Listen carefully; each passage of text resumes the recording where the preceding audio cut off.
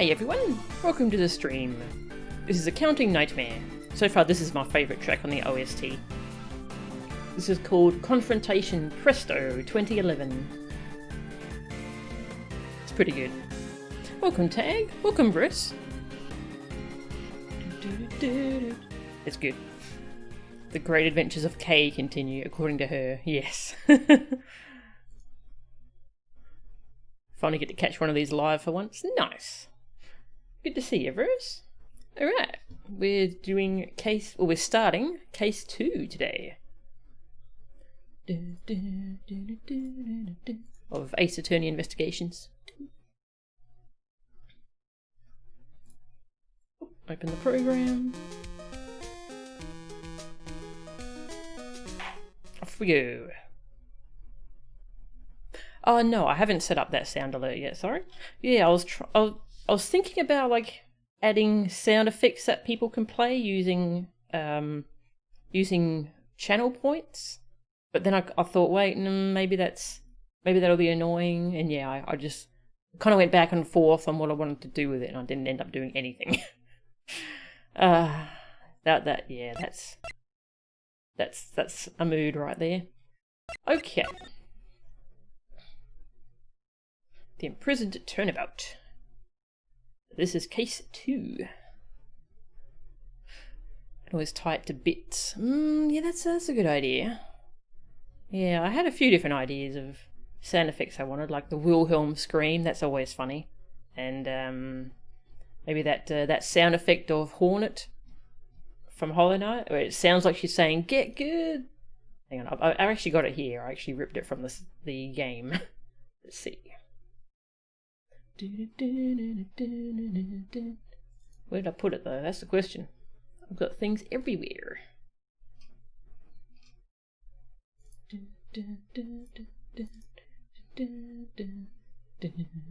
Here we go. Get the! Hey King Grolly, how are ya? Welcome. You beat Last of Us Part 2 the other day. It was really good. Oh, nice. Yeah, I keep hearing good things about that game. Alright, let's play the game. Where's my stylus? The Imprisoned Turnabout.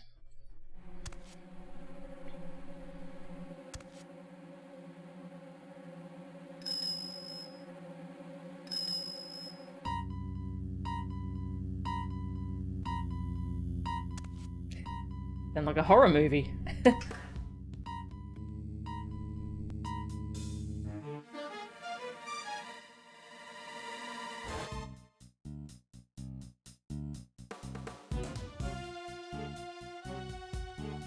Oh, okay. Him.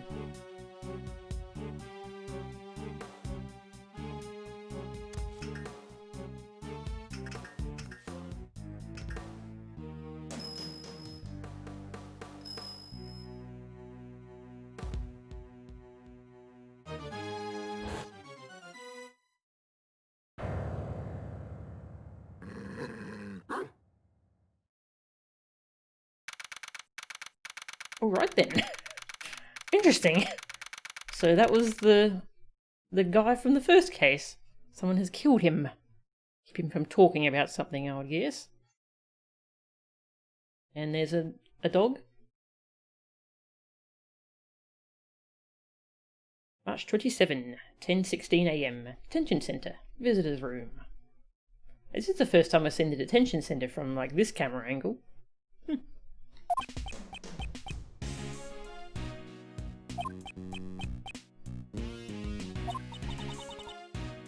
He's not coming. He's not coming, sir. How long does he intend to keep us waiting? Now, Mr. Edgeworth. There's no need to get your cravat in a twist. Ethan Rourke's murder. 2 days after the incident, we visited the detention centre. Naturally, we were hoping to meet with the defendant, Horace Knightley. His trial was set to begin the next day, with me serving as the prosecutor. Still, he is rather late. You there, do you know what's going on? It is certainly strange. I'll try calling him one more time. It's terrible. It's Knightley. He's been murdered. I just realised there's a second guard.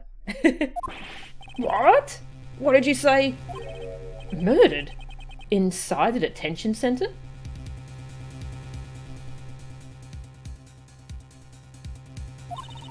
Mr. Edgeworth, let's go check it out.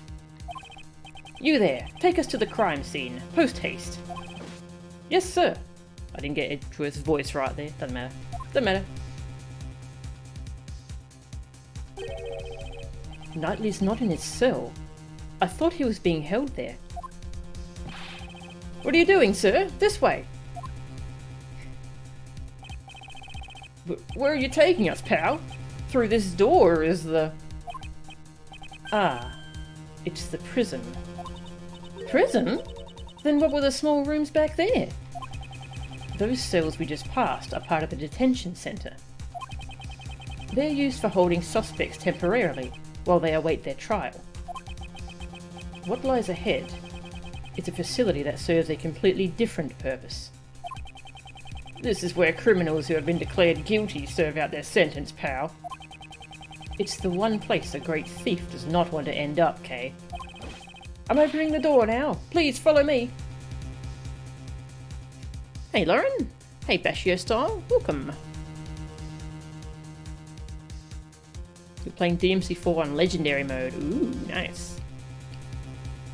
Don't get what you do about all the ice beasts on the mission 3. All the frosts. Charge shot level 3 is your friend. Charge shot level 3 is so good.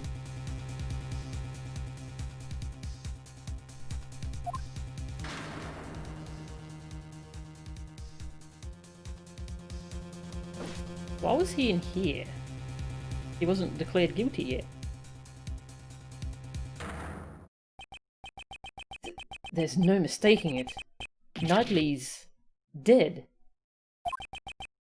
Moreover, he was murdered inside the prison walls. How exactly did this happen?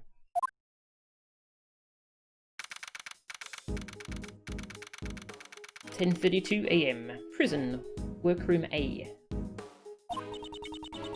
I can't believe something like this would happen to Mr. Knightley. Yes, I can't believe it either.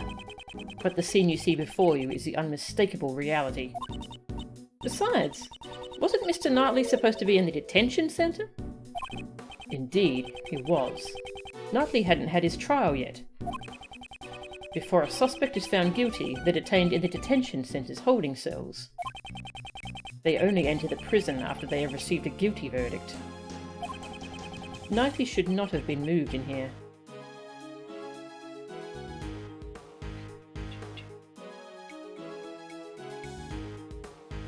Why was there a rock garden in the prison? Good question. Hey, Wild Knight. How are ya? Phoenix Wright 2? Oh, this is a spin-off of the Phoenix Wright series. Yeah, this is a spin-off sub-series called Investigations. Do you think he passed through those giant doors that we went through earlier, sir?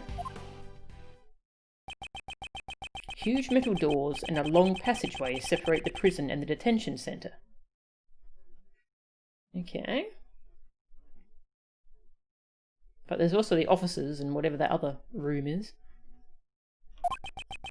As a suspect, Knightley wouldn't have been able to pass through.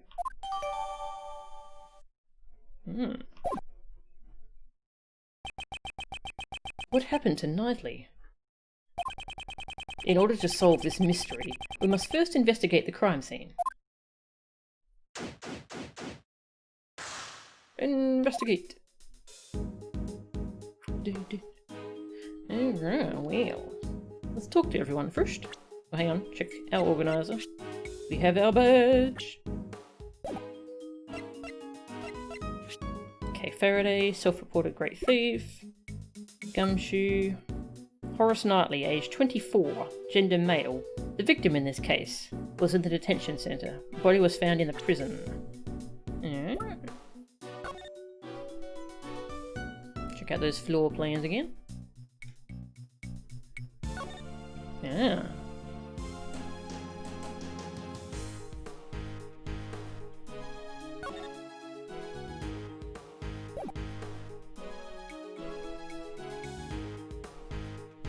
Yeah, there's quite a few Ace Attorney games now.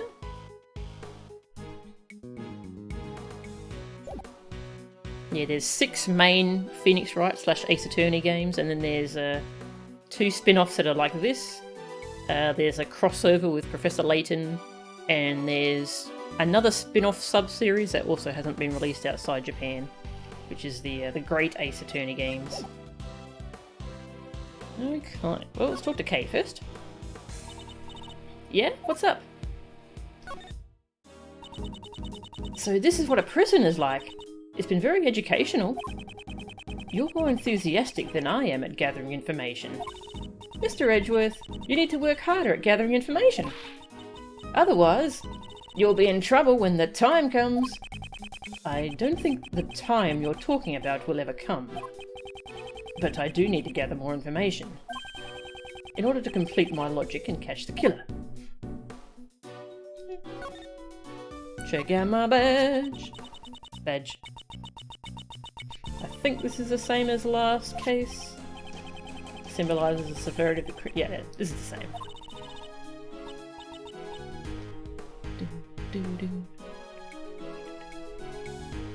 Ah, that still won't download for you. Oh. I can try to find somewhere to upload it for you. I'll see if I can find a site to upload it so you can download it from there.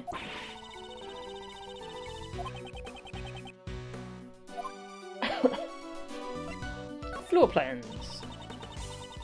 Oh, okay, nothing to say about those.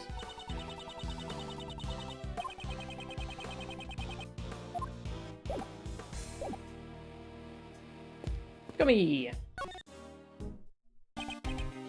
Yes, sir. Oh yeah, Gumshoe's theme is still fantastic. He was arrested on the afternoon of the 25th and was killed on the morning of the 27th. I never expected the criminal to become the victim, sir. Yes. It doesn't leave a good taste in your mouth. Maybe the killer killed Knightley?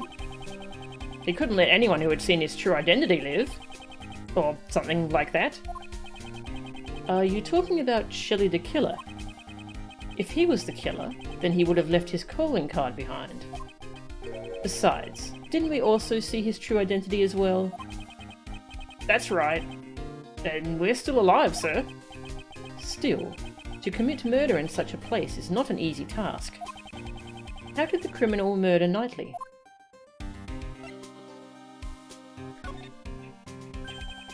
It's nice that the prison and the detention centre are connected, sir. As they both get to share the visitors' room, it's actually quite convenient.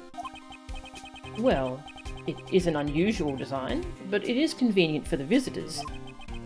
Why do the detention centre and the prison need to be separated in the first place, sir? The suspects go in the detention centre, while the convicts go in the prison. They might seem similar, but they are actually 2 completely different facilities. Those cramped, dark and uncomfortable cells all seem the same to me, sir. If you're still having trouble understanding the differences, why don't you step inside one? I think I'll pass, sir.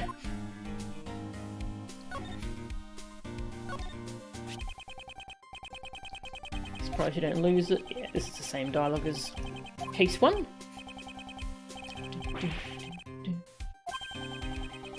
Gumshoe gets such a good theme.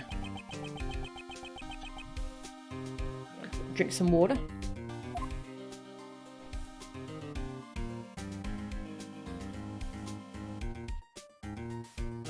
Check out the floor plans. Ah, Mr. Edgeworth, you're such a joker. Okay, I've seen that before. Yeah. Hello, guard. Is there anything out of place? Yes, sir, if I had to say. What is it? There's a dead body over there. Yep, that's definitely out of place. If you notice anything else out of place, please be sure to tell me. Yeah, well, let's look around here first. Ooh. We won't rest until we've stolen every suspicious-looking nook and cranny. Indeed. This is quite a large area to investigate. Press the Y button to switch screens. And then he still did his own thing. After she made fun of him. It's a pulley. Is that used for prison labour too? It looks like it. There's something I want to ask you. Don't even think about dangling on the hook. Eh?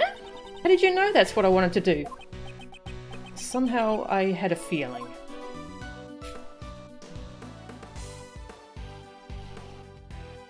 Had a rare Sunday off of work. Oh, nice. Off for the next 2 days. That's good.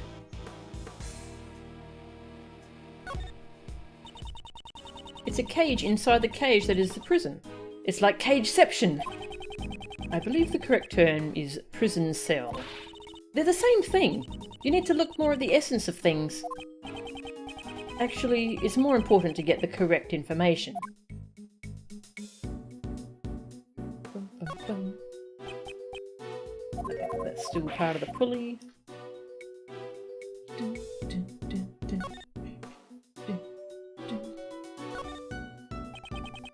Those are some colourful sheets.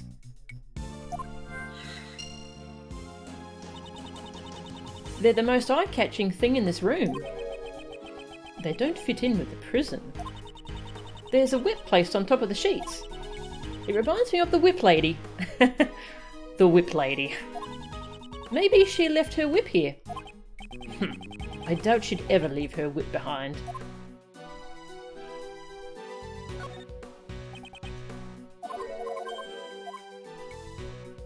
Rope. There was a rope near the body as well. By the way, my special talent. If it's about rope escapes, there's no need for that now. Aww. Does she want to show it off that badly?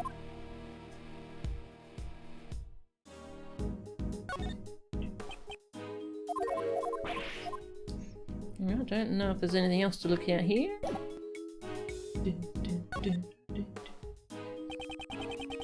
Yeah, we're done here.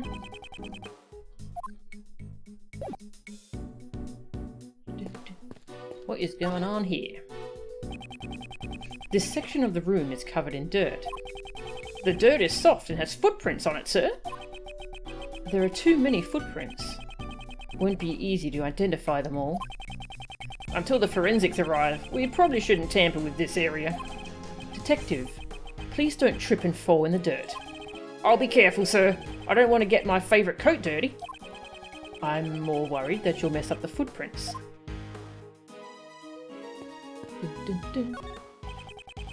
It's a reservation form that lists the inmates who are scheduled to use this room. There are numbers written here. Probably their prison numbers. I'd hate to be called a number, like T4137. Yes, that is why we are born with a name. I'd rather be called Great Thief or the Terminator. What about your name? The Terminator, eh? Yeah, I guess we better look at the body. Horace Knightley. Murdered right before his trial. Let me take a closer look. Chessboard. Huh? What's this? Hey Magnolia, welcome. How are you? Mr. Edgeworth has something similar in his office. It's a portable chessboard. It was probably the victim's. Oh, Mr. Knightley enjoyed chess, right? He was probably using it to pass time in the detention centre.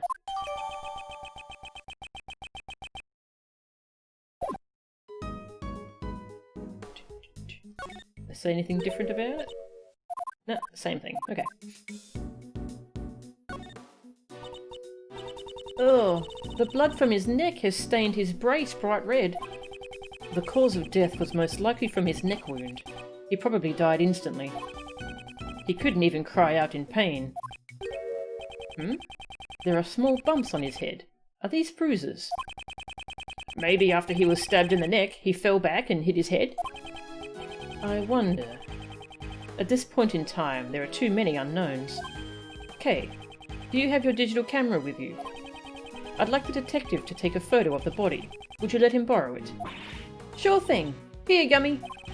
Thanks, pal. Alright, I'm taking the picture, sir. Still, he's wearing some awfully dirty clothes. There appears to be dirt stains in several places. Yeah, so he was probably working over in the dirt area. He's wearing those clothes even though they're dirty. He's just like me, sir. Detective, I hope you realise that not everyone shares your lack of hygiene.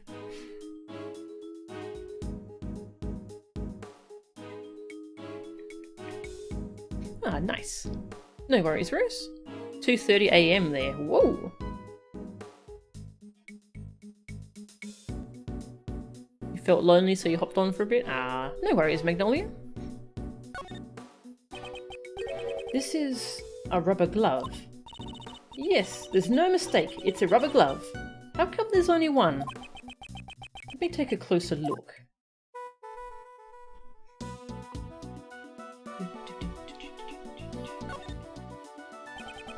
It's covered in mud, up to the wrist.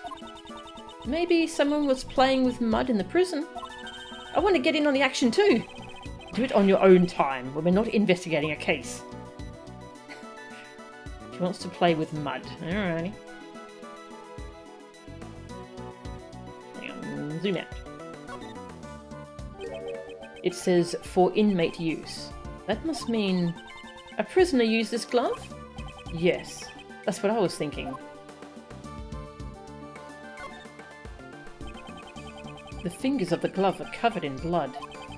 This glove was dropped after the pool of blood formed. Eh? Why is that? If it was on the floor before the pool of blood had formed, the blood would have formed an outline around the glove. Ah, I see. The blood would have only gotten on the edges of the glove. This glove was discarded after it was covered in blood. That must mean the killer left it behind. Indeed, it's highly probable. At the very least, the person who dropped this saw the body. You there. What is it, sir? Do you recognise this glove? Yes, sir. The inmates use these for prison labour. That's odd. Rubber gloves are usually kept in the inmates' rooms. They are strictly regulated, so you can't just take them out. Indeed, there are no signs of any other rubber gloves in the room. Okay. What's with this blanket?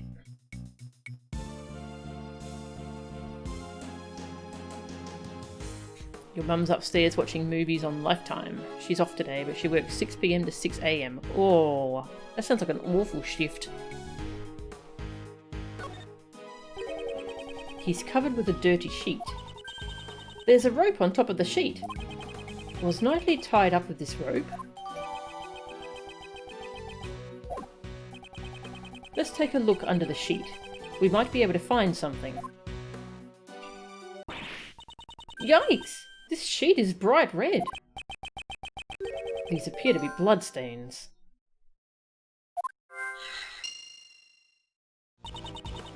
We still might be able to find something. Let's search this area a little more closely. Oh, what's in his hand? There's something on his finger. Let's have a closer look. Oh, it looks like an expensive ring. Don't steal it. What? I didn't do anything yet.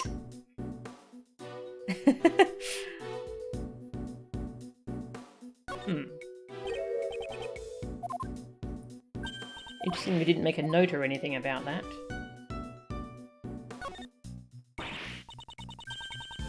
Yikes, this sheet is bright red. It really is bright red, sir. These appear to be bloodstains. A rope and a bloody sheet. There might be something else. Yes, let's check this area again in case I overlooked something. Yeah, well, they're definitely signalling I need to look at something around here.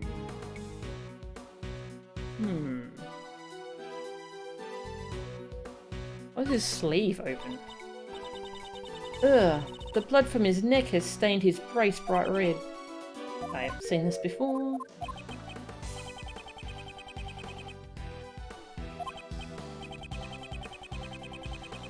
Dirt stain, yep.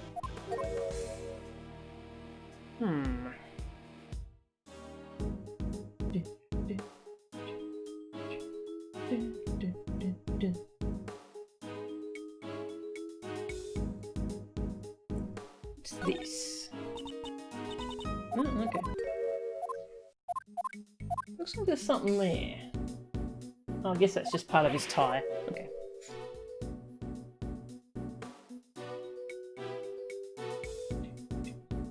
Can we pull the blanket back further?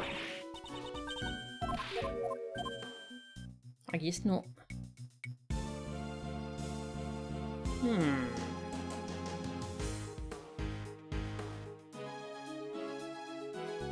Doesn't look like he's got blood on his pants. Oh, okay. They clearly want me to notice something, but I'm not sure what it is.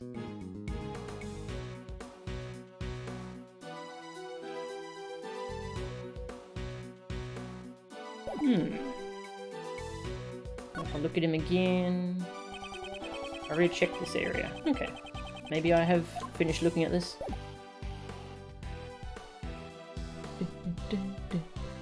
Yeah, this is a DS game.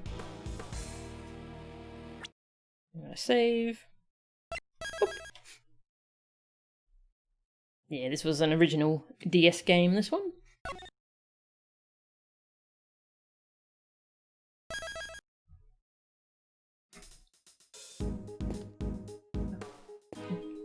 What's over here? There are a bunch of strange tools here. I don't see anything out of place. I'm kind of picking up the scent of animals. Do you have special smelling abilities or something? No, it's just a feeling. But I can smell the scent of treasure. Remind me to lock up all of my valuables in a safe. Come on, Mr. Edgeworth. I wouldn't steal your valuables. So you would steal someone else's valuables. There's a wash basin over here. Are there any clues that could be useful to this case? I don't smell any signs of treasure. I'm searching for clues here, not treasure. Nothing here.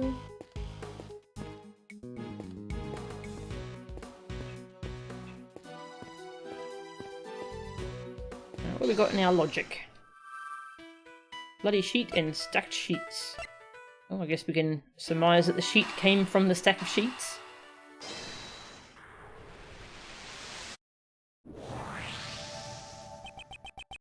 The sheets stacked here have a very distinctive pattern. It's the same as the bloodstained sheet. That's right. Okay, don't steal my lines like that. Mr. Edgeworth, you shouldn't get caught off guard like that. I'll never lose my edge as a great thief. I thought she was on hiatus.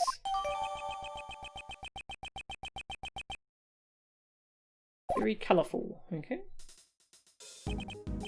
Well, we've collected quite a bit of evidence. With the three of us here, it's a piece of cake. Right, Gummy? That's right, pal. We're the invincible trio. It's too early to start celebrating. There is still something we haven't found yet.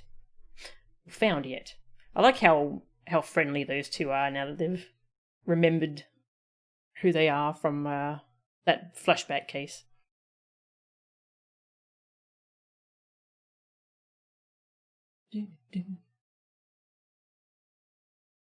After playing Last of Us, you imagine we're going around the room searching for parts like paper, scissors and explosives, and a random trading card. Do you collect trading cards in that game? Alright, what haven't we found yet, sir? What is missing from this crime scene? Yeah, the murder weapon. A save file, that's what's missing. Them and coins. Ah, okay.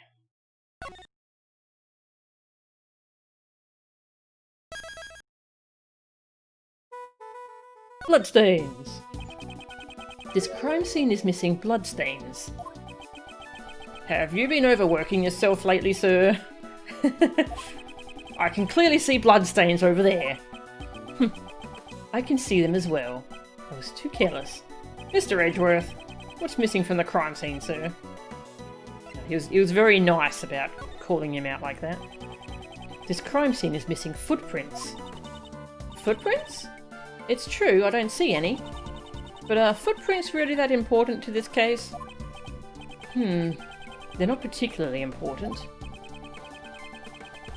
Okay, this crime scene is missing one more thing. Okay, didn't actually lose health for that. Murder weapon. The murder weapon that took the victim's life has not been found yet. Oh, now that you mention it, you're absolutely right, sir.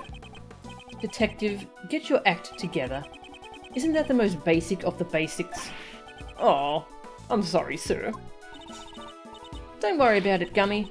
I didn't notice it either. That's not much of a consolation. In this prison, dangerous objects that could be used as weapons are strictly regulated. It'd be quite dangerous if the inmates got their hands on them. Obtaining a murder weapon and carrying it around is not an easy task. I see. You have a point. What was the murder weapon? And where did it go? That could be the key to solving this case. Huh? There are visitors here already? Who's this? Hello.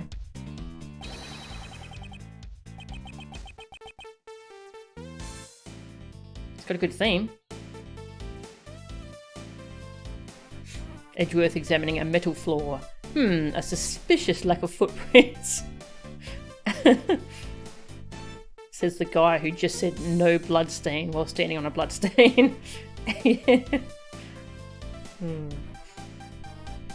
Sorry to barge in like this. Is this the crime scene? You're... Huh?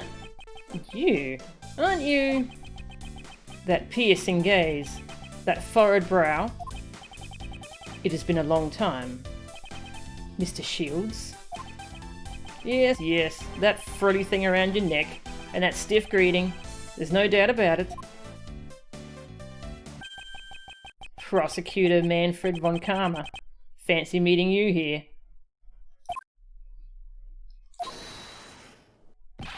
What are you saying, pal? Mr. Edgeworth's not that old man. Detective, it's fine. Oh, it's you, Prosecutor Edgeworth. I thought you looked a bit young. You two are so similar. Looks like your Uncle Ray got you two mixed up again. Okay, I've heard of this guy, but I didn't realise what game he was from. Hey Marilyn, welcome. Yeah, it's got an interesting theme song. You never change. How many years has it been since we last saw each other?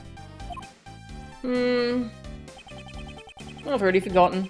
Your Uncle Ray has been overseas these past few years. But you know, there's something I still haven't forgotten. About you. And your betrayal. I'm getting some bad vibes over here. Do you know this guy, Mr. Edgeworth? Allow me to introduce him to you. Raymond Shields, attorney at law.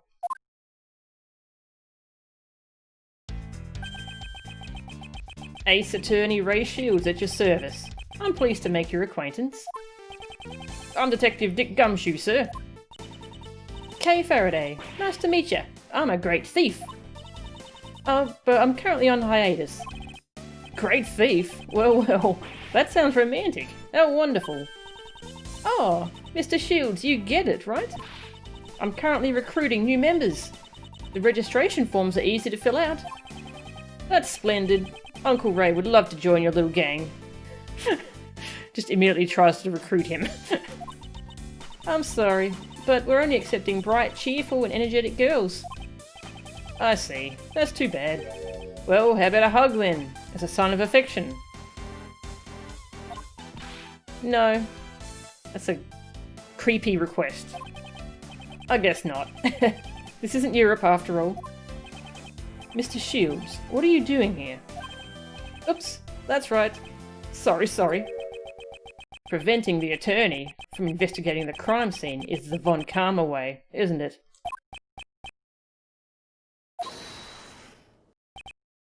Hey, you've been going on about Von Karma this and Von Karma that. What's your problem, pal? Detective, restrain yourself. This can't be helped. Mr. Shields, are you the defense attorney for Horace Knightley? That's right. Or should I say, I was his defense attorney. Mr. Shields is the defense attorney. If Knightley had not been murdered, I would have been going up against him in court. I should listen to what he has to say.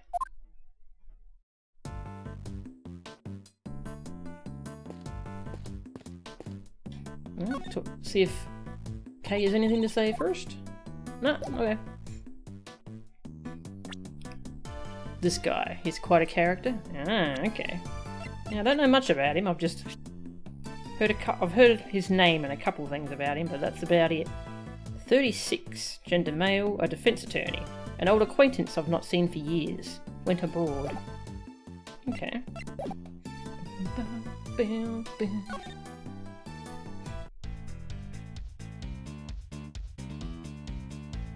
He's got a good theme. Mr. Shields' client is a bit stiff around the collar. Yeah. Since you received the request to represent the victim, that must mean... Yes, your Uncle Ray was supposed to meet with Knightley Boy. As was I. I had planned to meet with him, but then we heard the report of the dead body. I even brought him a California roll. Mr. Shields, you can't bring food into the detention centre. Ah, is that right? Well then, would you like it? No thanks. Still, to think that Prosecutor Edgeworth actually meets with the defendants. All defendants are guilty. Wasn't that the Von Karma way? That is a thing of the past. Heh, is that right? So, you sure you don't want it? I told you, I don't want it. Did you meet with Knightley? We met yesterday. They called me over as soon as Knightley Boy was arrested. He was being quite hostile. Oh yeah, he mentioned you. He talked about how you interfered with his plans. He probably said some nasty things about me. Even if he hates me, I'm fine with it. Man, the two of us had a great time talking about you. But Mr. Shields, you also talked about me? I frequent the visitors' room here quite often. It's been a while since I had such a good time. So you're a regular at this prison? Hey now, don't get the wrong idea. I'm not here as an inmate. I'm here to visit an old acquaintance of mine. We usually meet in the visitors' room, but I've also been in here before. Sometimes his air quotes, I'm not quite sure what they're referring to. We usually meet in the visitors' room, but I've also been in here before. Then I should ask him about this room.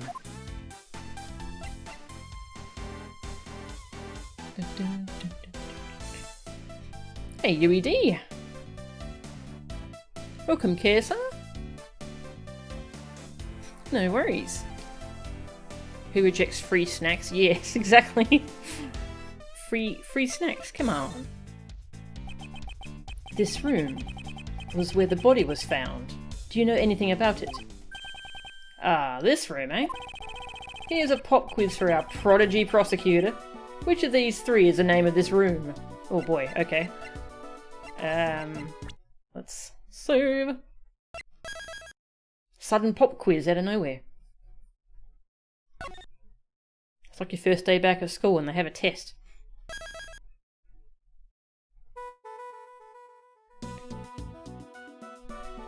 Yeah, no worries, Kaisa. The lecture room, the morgue, the entertainment. I don't think any of these are right. I guess entertainment. This is the workroom, isn't it? It's the morgue. The morgue? Well, there is a dead body in here.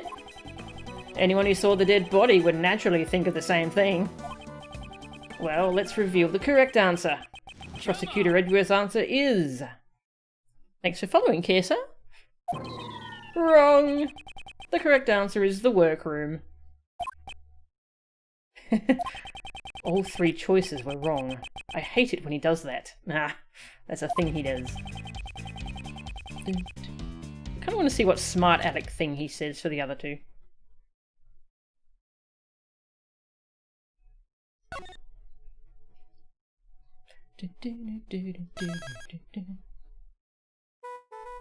The lecture room.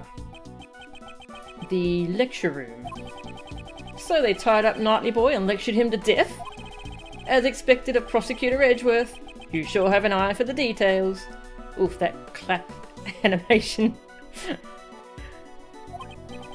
Well, let's reveal the correct answer. And we'll try the last one. Yeah, there. He's an old acquaintance, apparently.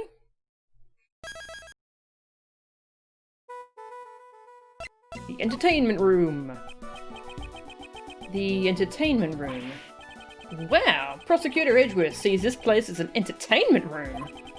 And why not? There are plenty of toys in here. Okay. Is wrong.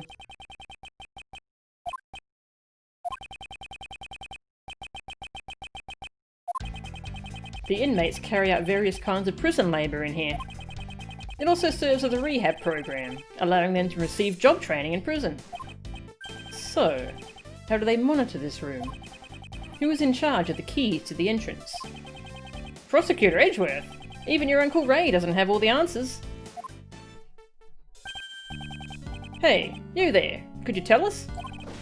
Yes, sir. This room doesn't use any locks and keys. Instead of locks, the doors are equipped with sensors. What do you mean by that? All of the prison inmates are wearing electronic bracelets. When a bracelet passes through the door, it activates the sensor and... Wii U. Yes, the Wii U is a console. An alarm will sound. After a certain amount of time has passed, the bracelet will emit a painful shock. If the bracelets are tampered with, it will emit an electric shock 3 times more powerful. Eee, that's terrifying. It's to ensure that the inmates follow the rules, although it seems a bit harsh. Yeah, just a little bit.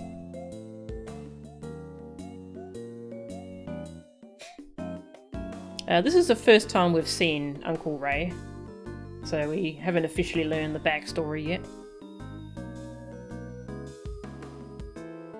The alarm is for how bad a console sales are. Oh, that's harsh. That's why whenever an inmate goes through a door, a guard has to accompany them to deactivate the sensor first. And that's that. Did any of the inmates use this workroom today? In the past few days, no one has used this room. I'm sure of it. So, not one inmate has entered this room today. Door sensor, okay? If that's the case, it raises a contradiction with the crime scene. There is something in this crime scene that should not exist. I will use my powers of deduction and inspect the crime scene again. Use my powers of deduction and show you a badge. Check out my badge. Huh? Are you giving this to me? I'm thrilled. A prosecutor's badge might make me more popular than my attorney's badge. Thanks for the present. No, I never said a word about giving it to you. That was just a joke. Uncle Ray has his own badge. Your attorney's badge. You don't wear it on your clothes. In the winter, I'll wear it on my favourite coat.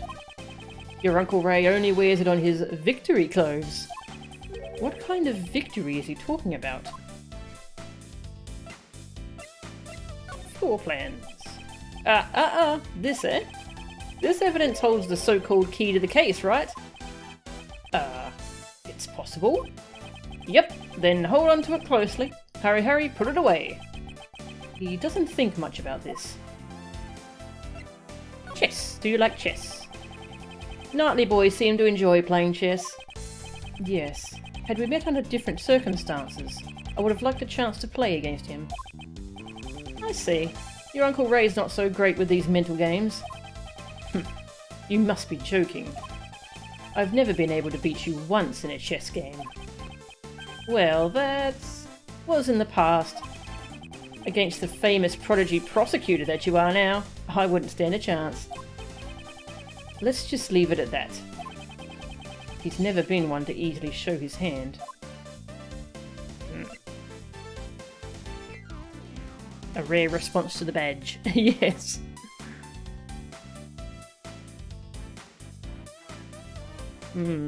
Yeah, he's definitely got some mind games of his own going on.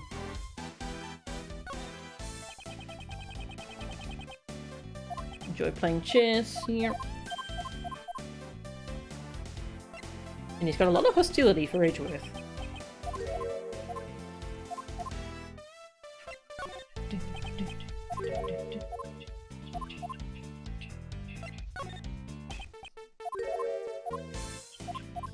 Show everyone everything!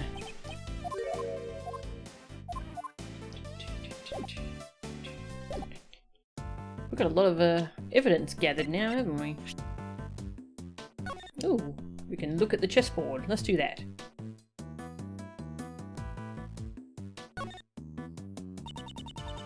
You can open it from there. Hurry and open it.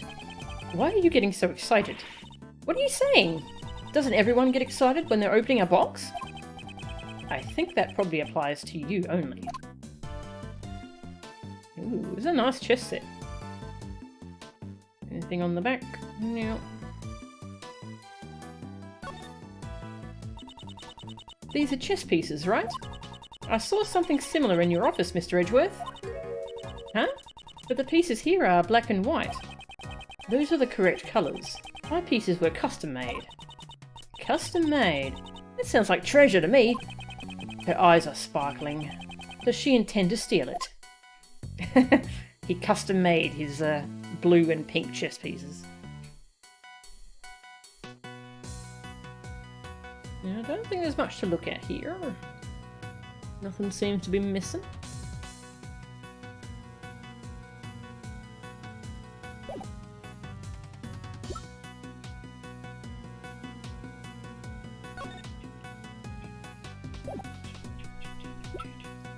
Rubber glove. Oh yeah, we already looked at that, didn't we? Rope. That's everything there.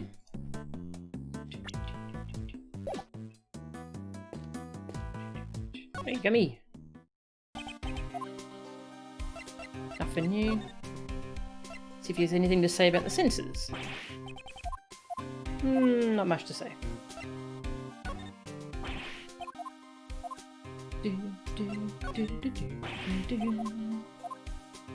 This tune gives me so much nostalgia for the first game.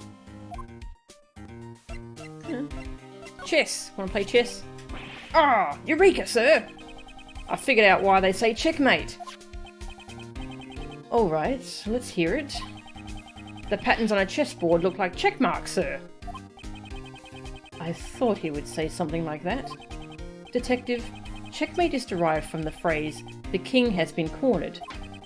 It has nothing to do with the patterns on a chessboard. Is that right, sir? Then I just thought I had made the discovery of the century. Maybe it's about time that you discovered you're the one who has been cornered. Know when to give up, Detective Gumshoe. Oh, understood, sir. Oh, that was mean. It's a terrible way to go, sir. Being stabbed in the throat. He won't be able to eat instant noodles anymore. That's true. Detective, you should also be more careful. At this rate, you won't be eating any more instant noodles either. What do you mean, sir? I mean you better start pulling your weight around here with the investigation. Oh, I'm dreading this month's salary assessment. Wow, Edgeworth is mean today.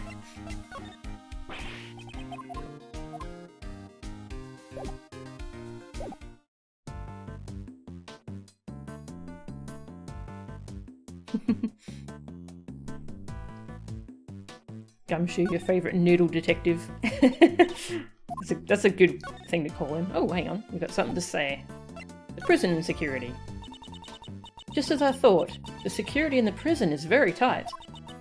Looks like it won't be easy to break out of here. Instead of breaking out of here, perhaps you should consider not entering in the first place. It's all because those sensors that detect the bracelets. She seems to be agonizing over it.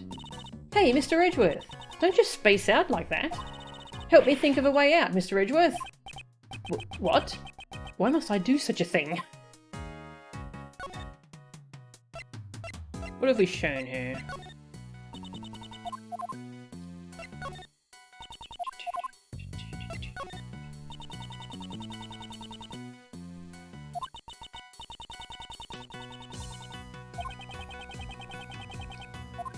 Okay, weird. Thought she'd have something to say about the door sensors. So, you want to see my amazing rope escape after all? Isn't there anything else you can do with a rope besides rope escapes?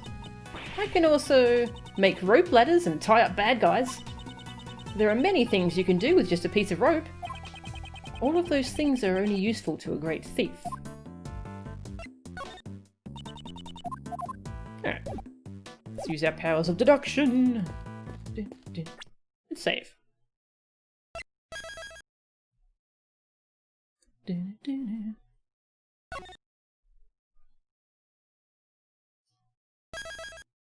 Surprised the cat isn't here, waiting for her cat alarm to go off.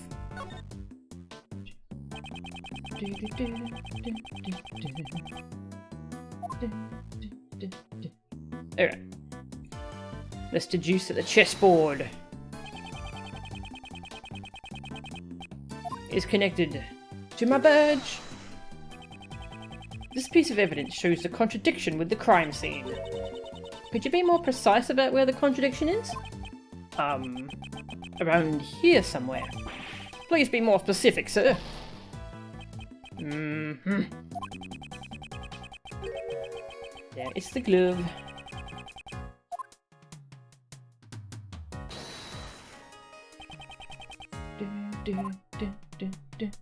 What am I connecting it to? That's the question.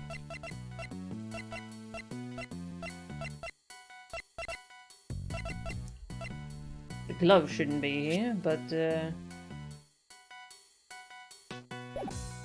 guy said that no one else was here. How do I... Oh, door sensor, I suppose? There we go. The inmates cannot freely enter this room, as they're wearing bracelets that set off the sensors.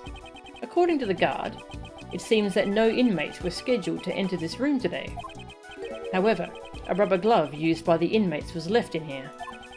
That is a direct contradiction. Then who left this rubber glove in here, sir? I don't know. Yet. However, it seems that this rubber glove is connected to our case. Complete.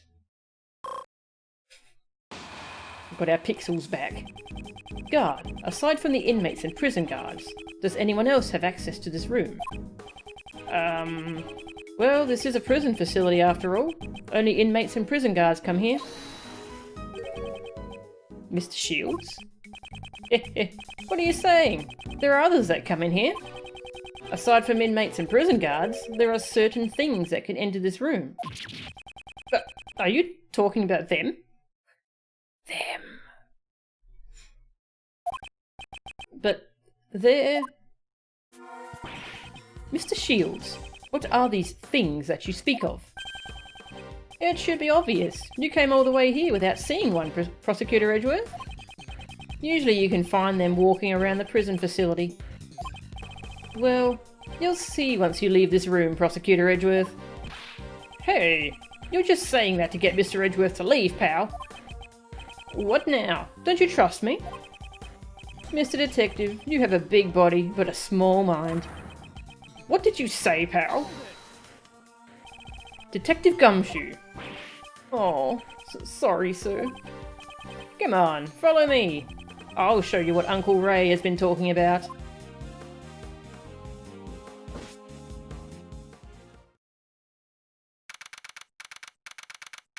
11:06 AM, prison hallway. This place is a little different from your normal prison. There are more than just the prisoners and guards living here. Animals.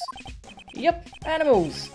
According to the guard, they introduced animal therapy here several years ago. Each prisoner is assigned one animal. In other words, they receive a pet partner. Huh, that seems kind of fun. Plus, learning to take care of their pet is a great qualification to have. Ah, so you mean that workroom? Yep, that's where the prisoners practice taking care of their pets. So then, the thing you mentioned that could enter the crime scene is... Right, these animals. But that doesn't make any sense, pal. Why would an animal leave behind a rubber glove? Yeah, quite right. But the fact remains that they could have entered the crime scene. Mr. Edgeworth, can you please talk some sense into this man? Mr. Shields, are the animals allowed to go wherever they please?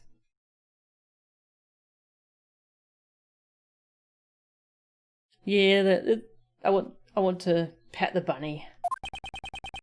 Most of the doors in this prison are fitted with sensors.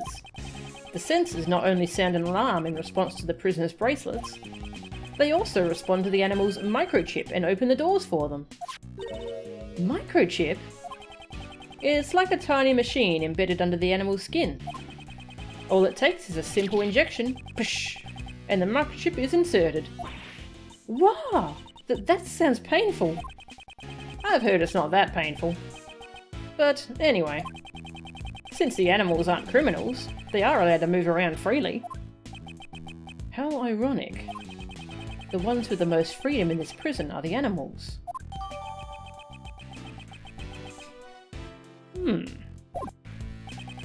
But still, they can't go out of the prison. The prison's entrance does not have a sensor. Oh? What's that? Is that a bell?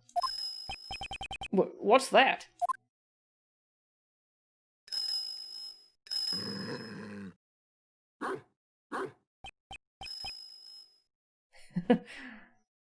I want to pat it. What's this dog? It has a bell on its collar. Was this the sound that we heard earlier?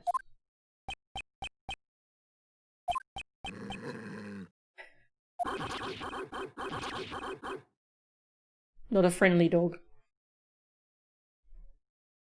You think you've seen this once before, like 7 years ago? Ah, okay. It could have also been the first game that you saw. Because there's 2 of these ones. Mr. Edgeworth, why are you glaring at each other? I mustn't lose. Mr. Edgeworth, you're not good with dogs, are you, sir? I'll tame that dog myself. Here, boy. Here, boy.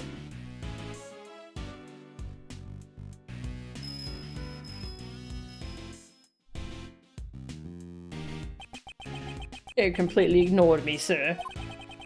Compared to the other animals, there's something different about this one. I'm sensing a great hostility towards me only. Well, now that I've introduced you to the animals, what's next on the agenda? Of course, we question those related to the case, pal. Yes, we should gather information about the state of things when the body was discovered. We'll start with you in that cell. Tell us what you know.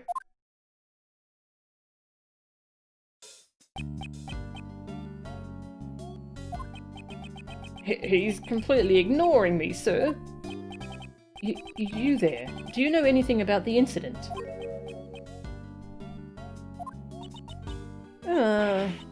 He's scary. Don't be so cold. Come on, you can talk to us. Or how about an introductory hug? It's time.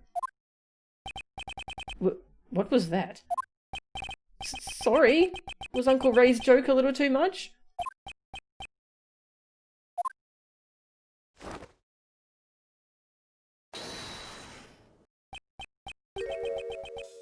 Exercise time. What is happening? You remember the zoo area, but not anything specific. Ah, okay.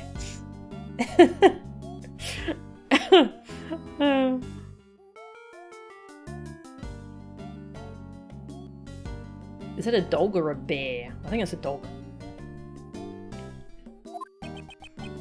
This man is clearly odd.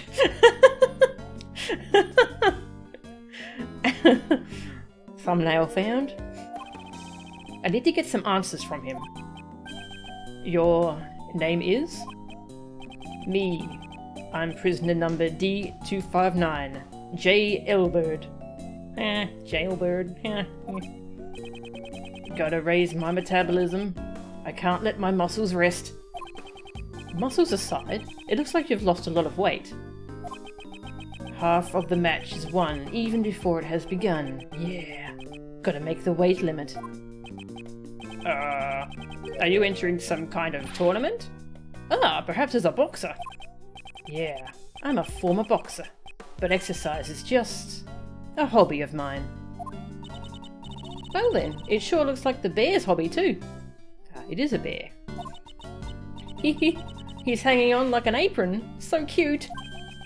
This is Rocky, the polar bear. He's my partner. They just have polar bears as pets. You turn away to get Gerald possessed by a ghost and come back to what exactly? This has gotten very strange, yes. So we found out that all the inmates have an animal partner as a pet to take care of, as part of their animal therapy.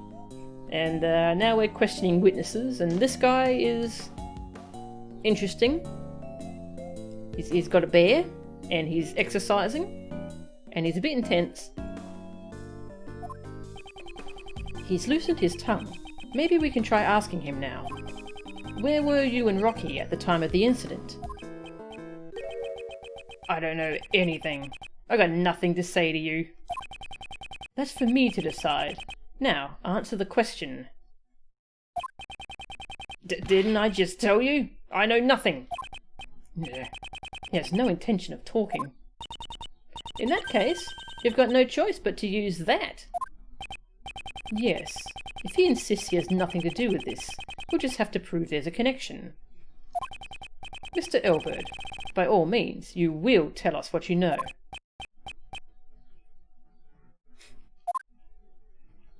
Logic chess.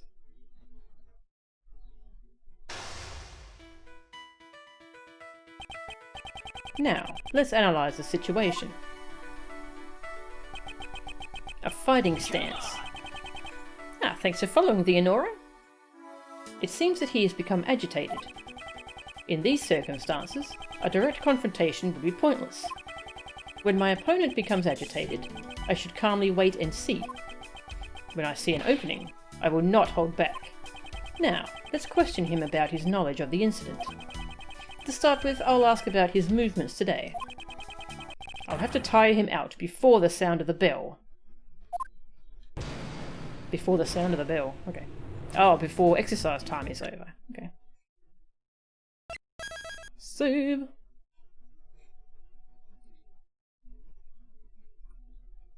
Why are we in the virtual chess dimension? This is Edgeworth's power, apparently. This is how he pictures confrontations like this, to try to get people to tell him what they know. What did you do today? Can you tell me what you have done today?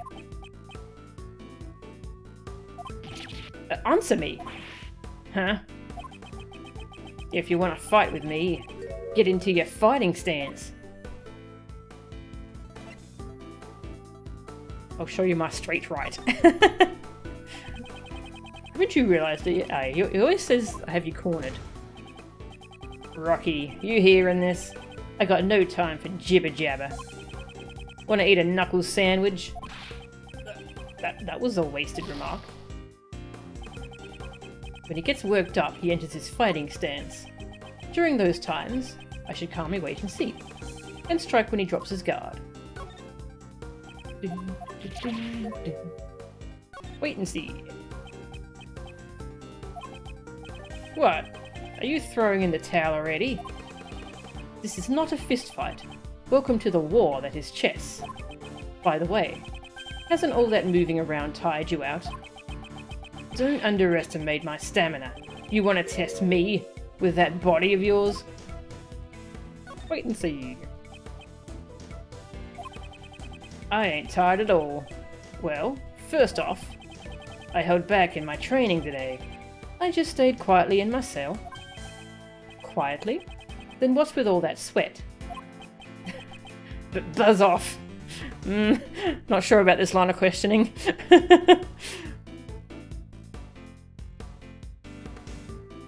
What fighting stance involves having a plush cute thing as your armour?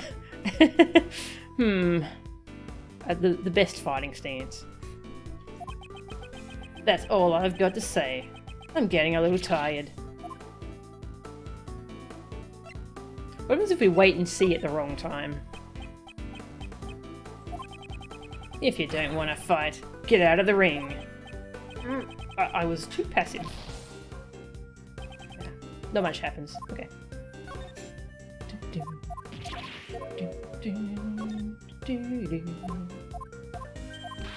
Doesn't sound like there's very much failure text to find in these sequences. You're a well-trained boxer. However, you need more practice in the art of lying. Getting a little tired? That's not possible. You said that you stayed quietly in your cell just a moment ago. He's working out with 2 big ball and chains on his arms and with a bear on his chest. I mean, come on. Rocky, it looks like this is going to be a tough opponent. Taking off his limiters. He's powering up. This man. It looks like he's still hiding something. Next, I'll ask him about the time of the incident. Hey, panicking. Welcome. How are ya? Good night, Roos. Thanks for hanging out. Yeah, Knightley got murdered this time. He was supposed to be in the detention centre, but he was in the prison that's attached to the detention centre. Don't know why yet. And we're talking to an inmate to try to find out what he knows about it.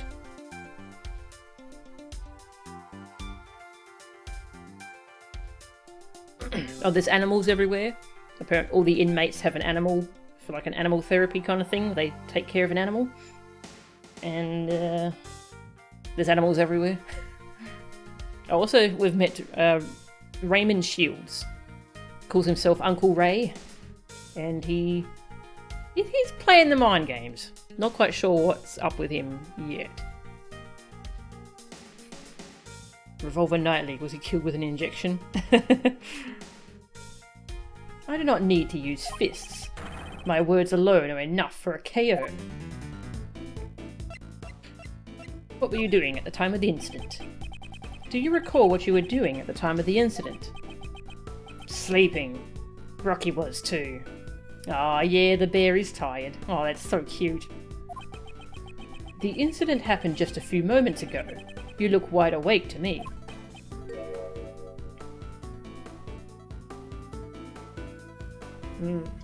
Shifty. Wait and see. Muscles strengthen while they're resting. Sleep is important. Well then, I'm sorry to have woken you. Rest is a part of training, right? Oh? So you get it after all. Not bad, Mr. Prosecutor. How'd you know I'm a prosecutor? Oh, I don't recall ever introducing myself as a prosecutor. How did you know? That's the conversation we had when we first entered this room. Were you, by any chance, eavesdropping on us? In that case, there's no way you could have been asleep. You lied to us. You got me there. You pack a nice punch. Yeah, I lied about sleeping. So what? I was just exercising in this room. You got a problem with that? Well, I now know he was awake. I should remember this clue. Hmm?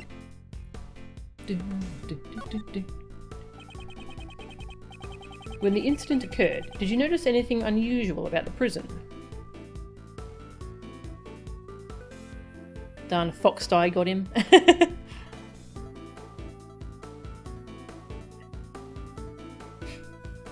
The incident just occurred, and he was at the detention centre. And, hello, baby. Cleo's here. He was at the detention centre. He wanted to talk to him before the trial.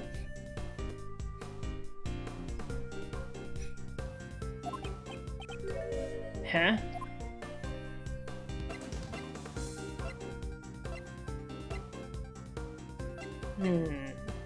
Answer the question. Answer the question. What was the situation like at the time of the incident? Sorry, but I got no answers for you. I was asleep then. Rocky was too. Let's try using that clue. Stop telling such an obvious lie. Didn't you admit it earlier? You were exercising. Looks like I just ate a counter. Your back's against the ropes and there's no way out. Just confess already. Hey, quiet down a bit. If outsiders like you make a racket, you'll frighten the animals again. Again? Outsiders. Who were they? Haven't you read? Ah, that's the wrong one. Okay.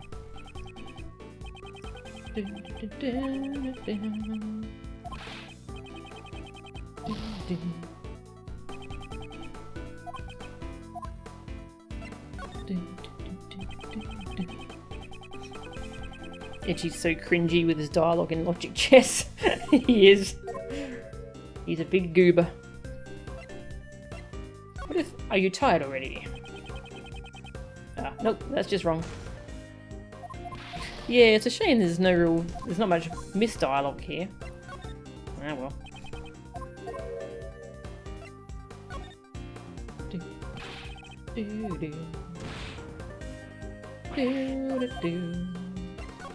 I'm about to run out of time.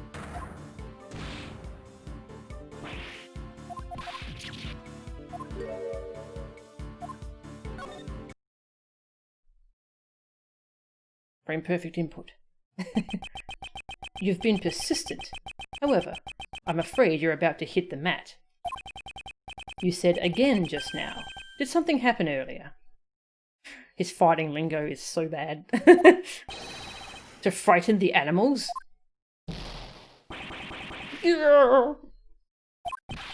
Damn it. How could I have gotten sucker punch like that? Yeah. There was this great scream back then. It startled the animals. Dang. I would never have lost in a real ring. Checkmate.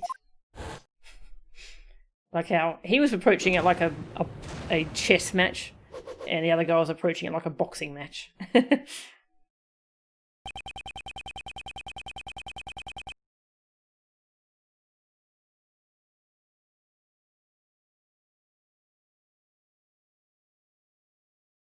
I believe this proves that you do know something about the case. Damn. Okay, I'll talk. You did it, Mr. Edgeworth. Don't lose focus, Kay. The real game has just begun. What now? Let's just stop for a moment. Uncle Ray's got one important thing to say. It must be fate that has brought us together after all these years.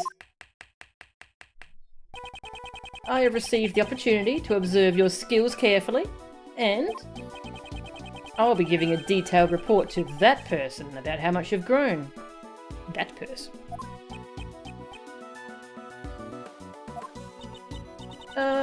Who is that person? You didn't know. The truth is, this doesn't concern Kay. She doesn't need to know. Whoa there! You scared me. Don't get so worked up. You can do what you like. It doesn't matter to me. How have you been leading your life ever since you were tainted by the Von Karma way? I'm sure that person will be interested. I feel that's my duty to report it to him. I feel that it's my duty. I'll expose your mistakes here. I won't let you disappoint him any further. Mr. Edgeworth, just what are you guys talking about? Don't concern yourself with it. Our only opponent now is Elbird. Well then, let's hear it. What do you know about the case? You're gonna be sorry.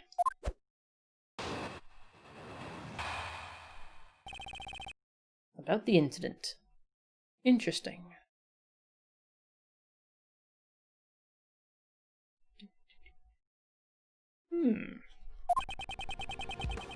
Recreation time ended around 10 AM. I returned to this room and went straight to my training. Just as I'd counted to 2, I heard a voice shout out, "Oh, I've been stabbed!" It sounded like someone in pain, calling out for help, but I couldn't do anything since I was locked up in my cell. So I went back to my training. That's odd. You really weren't bothered by that shout? Even if I was, there was nothing I could do. Look out for number 1 before you look out for others. That's the basic rule in prison. Indeed, even if he wanted to take a look, he'd still be locked in his cell. Is all that training equipment yours? You seem to have quite a collection. I get them from the supplier. Supplier? You can get just about anything if you put in an order. It's our secret shop. That's quite convenient. So, if Uncle Ray wanted a cute girl, in that case, you should order a book on how to give testimony. Yeah. Because I'm going to knock you down for the count in one hit. You're gonna KO me. Stop kidding around. Hey, don't ignore your Uncle Ray. I think he did that on purpose to cut you off. Yeah, a bunch of chains on rocks. I still don't know what's up with those. They're pretty... Yeah, I don't know.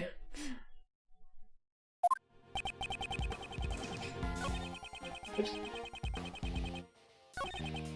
Recreation time ended around 10 AM.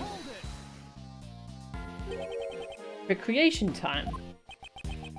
There are people from the outside who come here and sing and dance to entertain the people on the inside. That's great. That does sound like fun. And you participated in this event. There are a few opportunities to mingle with the outsiders. After recreation time ended, I returned to this room and went straight to my training. So, what exactly does your training entail? To build up stamina and rhythm, I jump rope. What? In such a small room? Isn't that dangerous for Mr. Rocky? Rocky's a smart one. When he sees me grab my rope, he clings to my chest. You're able to jump rope while holding a bear. He's a weight I'll gladly bear. Rocky's my best partner. This is kind of really sweet. So, today I started my jump rope routine as usual. However, just as I'd counted to 2, I heard a voice shout out, "Arrgh, I've been stabbed." Could you describe that voice for me? It was the voice of someone whose life was in peril. I could tell. Really? That's no laughing matter. And this voice, you heard it quite clearly. You've never heard the scream of a cornered man before? I told you, the man was screaming for his life. Of course I heard it clearly.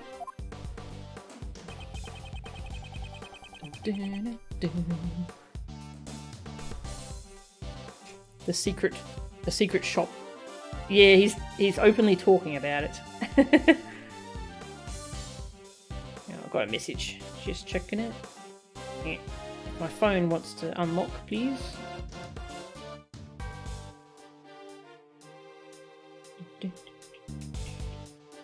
Yeah, nothing important.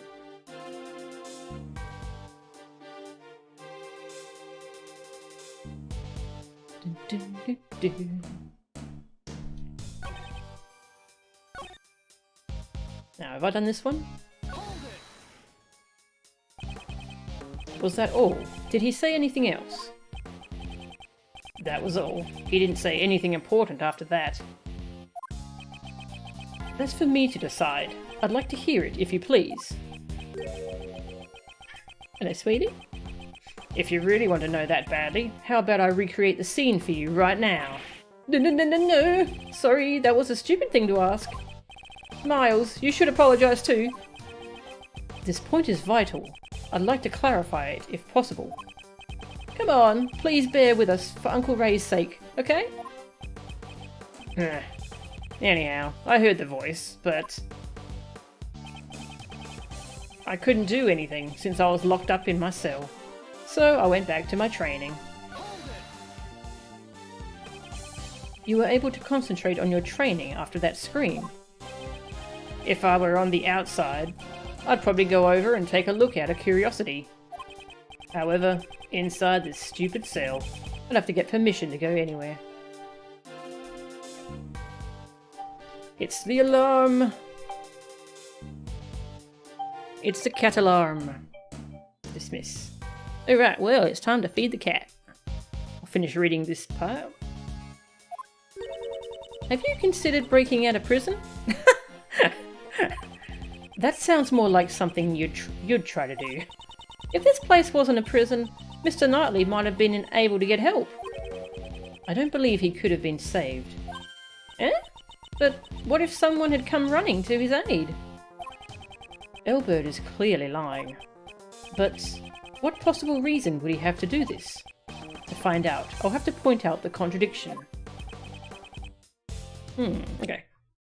Save, and we'll go on break time for about 10 minutes. Hello, baby. Thumbnail? Oh, which line of dialogue? There was a really good line earlier when we first met the inmate with the bear on his chest. Edgeworth went, this man is clearly strange. Might go with that one. Cleo, come here, sweetie. No? Anyway. Okay. Gotta go feed the cat. Give you all some music. This is an interesting case so far. Gotta go feed the cat. I shall be back. About 10 minutes.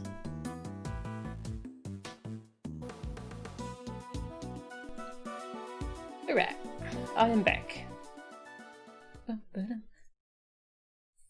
Video games. Yeah, this case is pretty interesting so far. Continue. From save point. Okay. I haven't had a failure yet this case. Let's see if we get any smart comments from Raymond, Uncle Ray. Check out my badge. Mr. Elbert, I'd like you to take a look at this piece of evidence.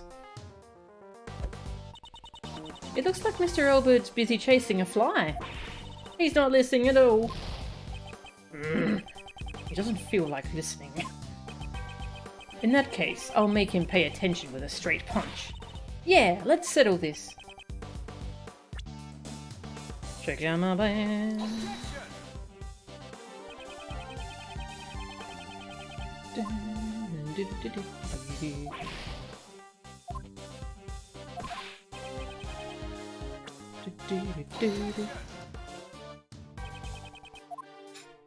Yep, that quote. Have you considered breaking out of prison? Yeah, that's also a good quote. That would be you. While we do this, I'm going to catch up on drinking some water.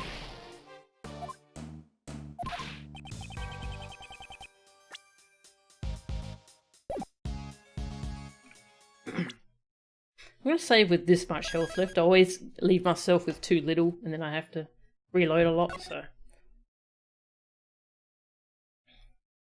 yeah, we'll have this much. I'll go for a game over here. Mr. Elbird, your testimony contradicts this piece of evidence. Your fists are pathetic. You think you can break my guard with that jab? That was supposed to be a hard, straight punch. Looks like he dodged it cleanly. I won't miss next time. Let's go for the TKO. And of course the bear's name is Rocky because, you know, the Rocky movies.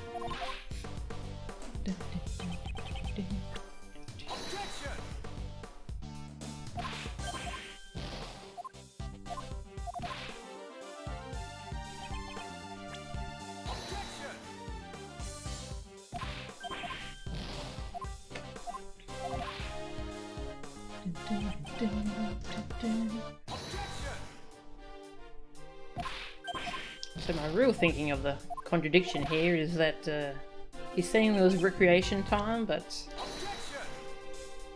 wasn't there no one going into that room today?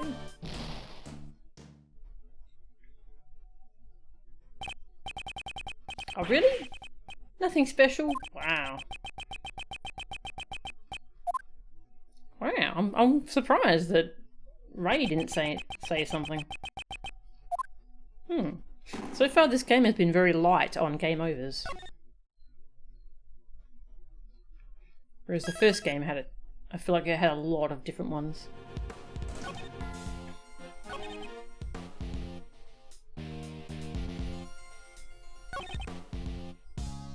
Also, we also have the contradiction that this guy... yeah, we theorised he couldn't call for help.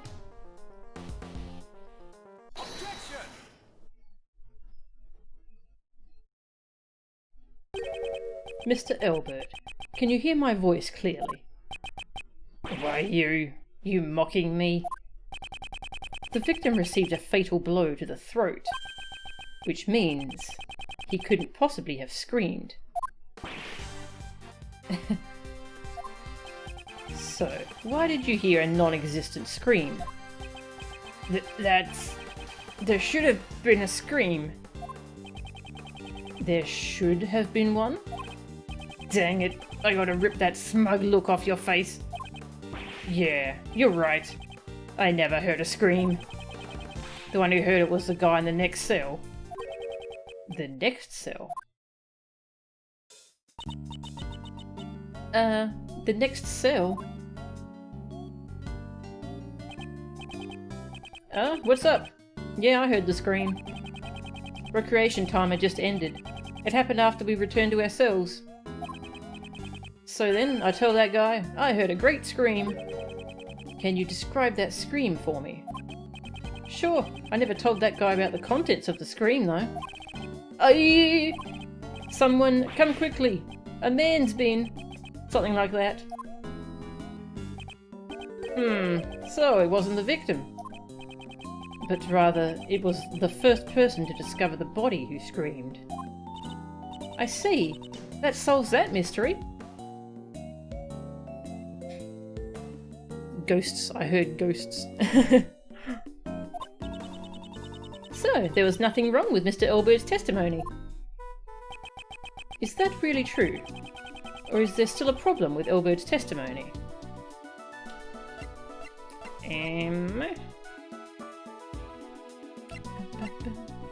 There's no problem, it's fine, everything's fine.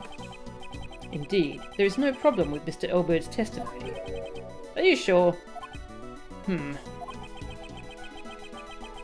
J. Elbert's neighbour heard the scream, right? So then, why didn't Elbert hear it himself? Looks like I need to think this over again. What's the matter, Mr. Edgeworth? Is there really a problem with Mr. Elbert's testimony?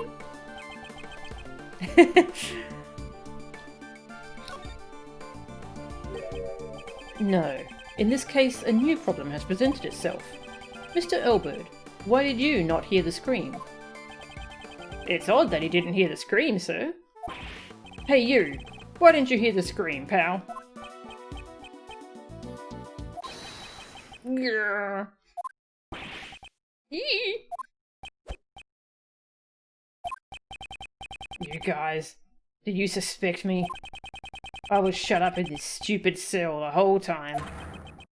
How could I have killed someone in the workroom?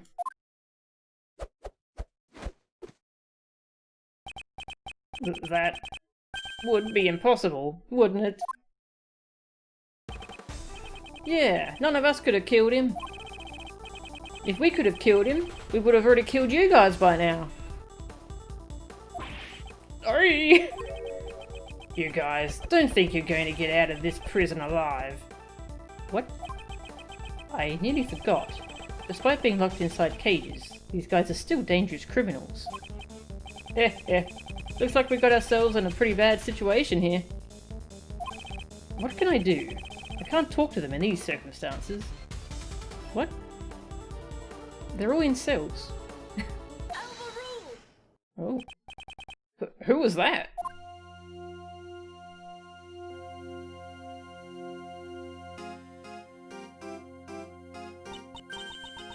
Please be silent. What? Who are you? Can't you see we're busy here? Silence is golden.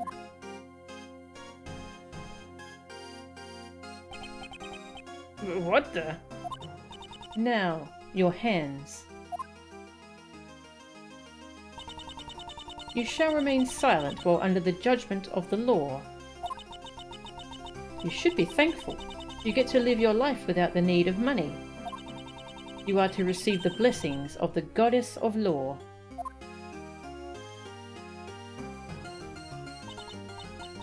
Guard, if you would please.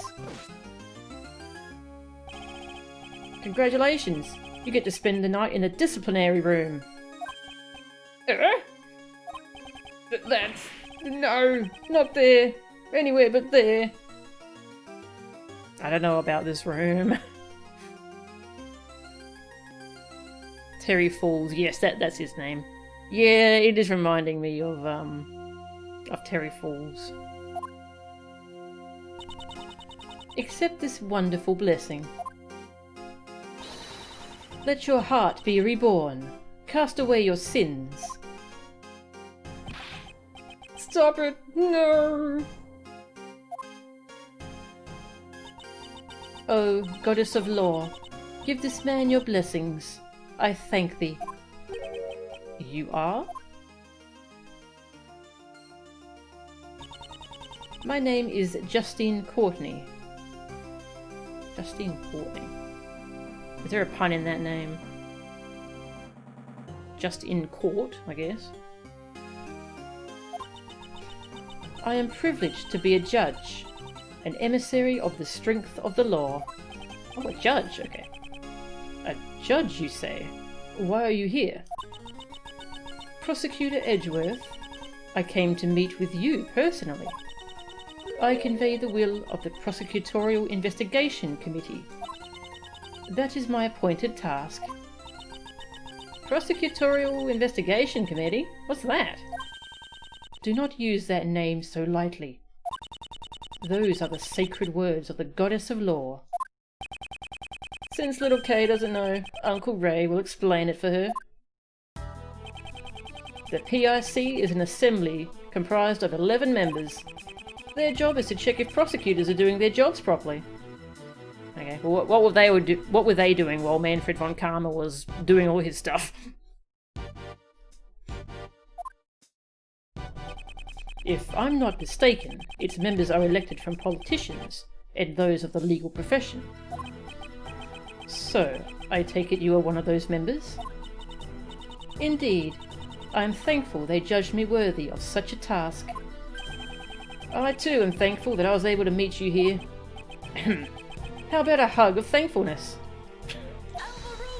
The Prosecutorial Investigation Committee also shares deep ties with the Bar Association. Hey, I was just kidding. No need to make such a scary face.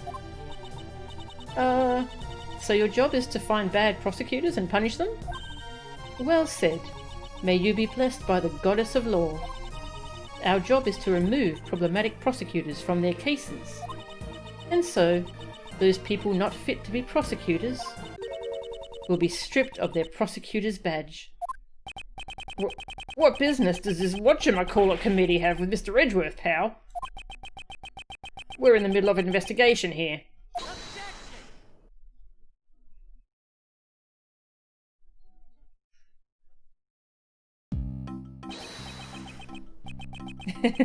What voice do I use for this guy? Wow, you're thick. Seriously, how thick-headed can you be? And just who do you think you are, pal? Me, I'm a prosecutor. Sebastian de Best is my name. I've heard that name before.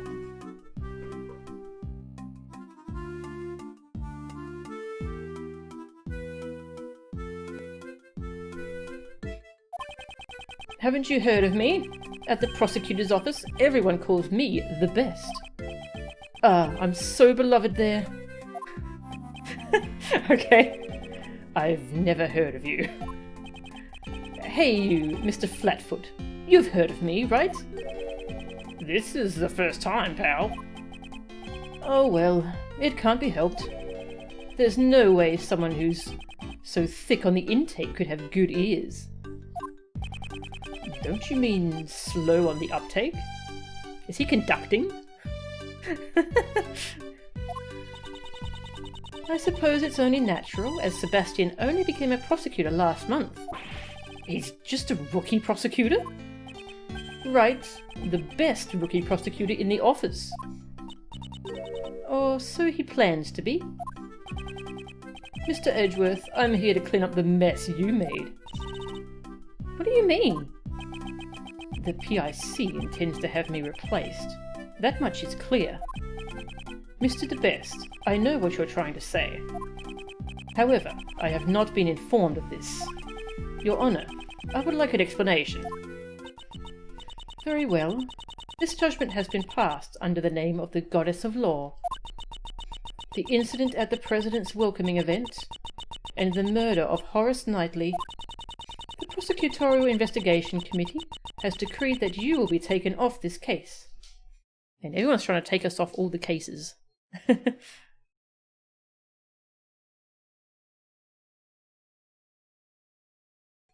A young prodigy prosecutor. Get in line, pal. Exactly. Oh, great. There's another one.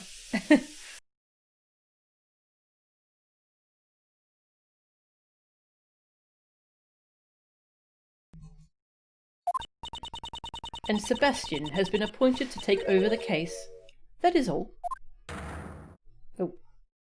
She can bring the hammer down. What? You can't just take him off the case like that, pal. Your Honour, I thought I asked for an explanation. The judgment is guilty. The Goddess of Law's verdict is absolute. I have done nothing to warrant being taken off this case. You don't remember? Very well, in that case I shall remind you of your past crimes. You boarded the President's plane, which was protected by extraterritorial rights. And then, of all things, you ordered a search of the President's personnel.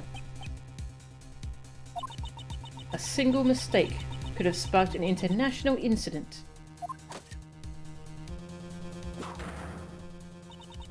You crossed the line as a prosecutor. You have gravely overstepped your authority. She's a hammermaid in Monster Hunter. I'm placing my bets now.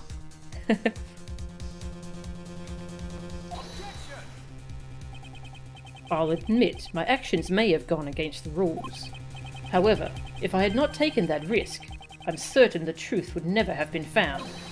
I have never considered my actions as a mistake. So, you're saying that as long as the ends justify the means, it's alright to ignore the rules. That is an extremely dangerous way of thinking. No one is above the rules. That is the spirit of law. I'm sorry, but I cannot accept your way of thinking. I see. That's a shame. Even so. The gavel must slam down at the conclusion of a trial. Even if you, or the defense attorney, or the suspect, did not consent to the verdict. All you can do is accept the blessings of the goddess of law. Or will you fight it, and risk losing your badge? She means to take my badge if I don't obey. Oh, that's too bad. It seems you understand. Now then, guards, please proceed. Hold it right there!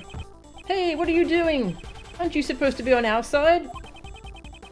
You should listen to the new prosecutor in charge. Eh? I don't want to work for you, pal. The cast of characters is crazy. The Ace Attorney crew or the DQB2 crew. I don't know, they're both pretty fascinating.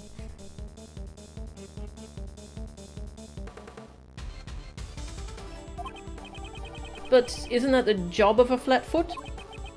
We're at an overwhelming disadvantage here. It's useless to resist any longer. Detective Gumshoe, you are now under Mr. DeBest authority. But that's... Your Honor. Yes, what is it? This does not mean I have accepted your decision. We will meet again. Certainly. I look forward to that day. Let's go, Kay. Yeah.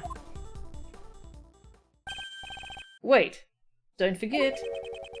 I'll be reporting today's events to that person. Okay, I was wondering if he was working for her, but apparently this is a different person.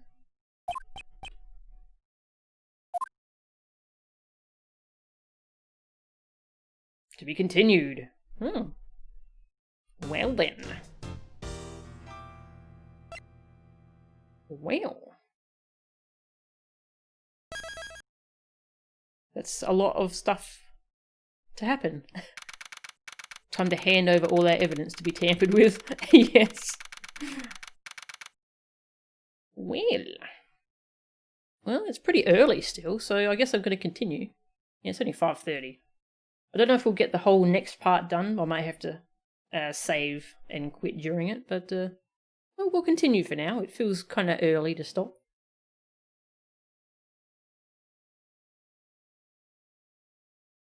March 28, 9:45 AM.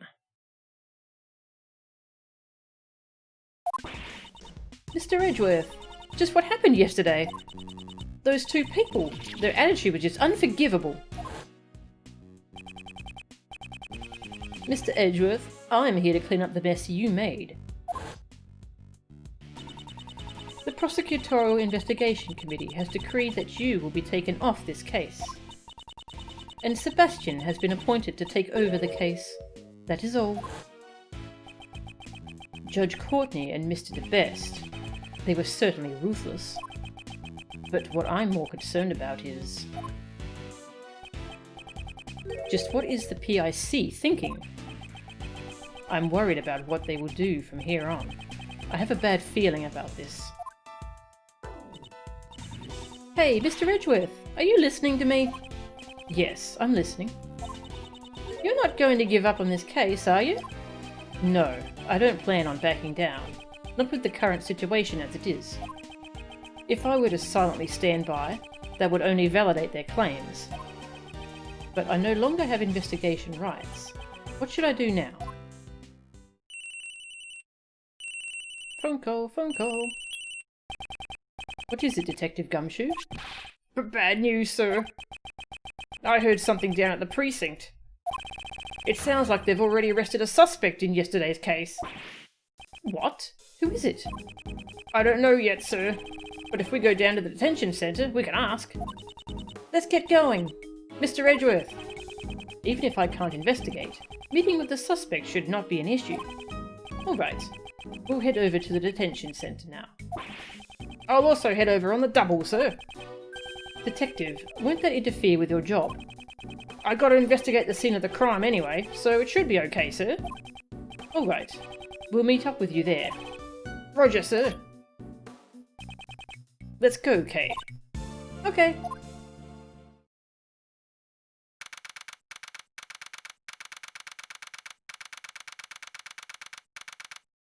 Was he so invested in this case? Yeah, I'm not sure.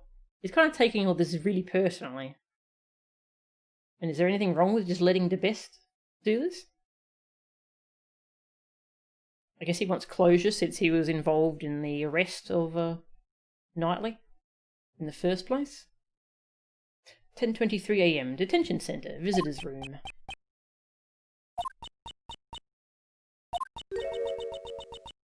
He's not coming, is he? He's not. Oh no, not again. It's happening all over again. Don't joke about that. No way, I mean it. It's not happening. Yes, it's happening all right. There's just someone here to talk to you. Hmm? That sounds like a pretty screechy voice, huh?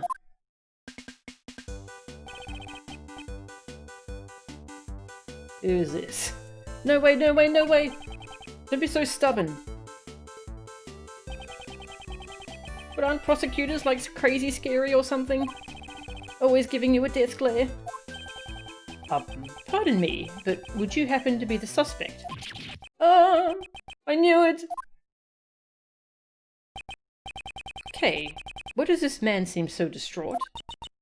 Well, because you're, you. That doesn't help me at all. Hello, Mr. Suspect. Would you mind talking to us for a little bit? I like how they're just vibrating every now and then. Who are you?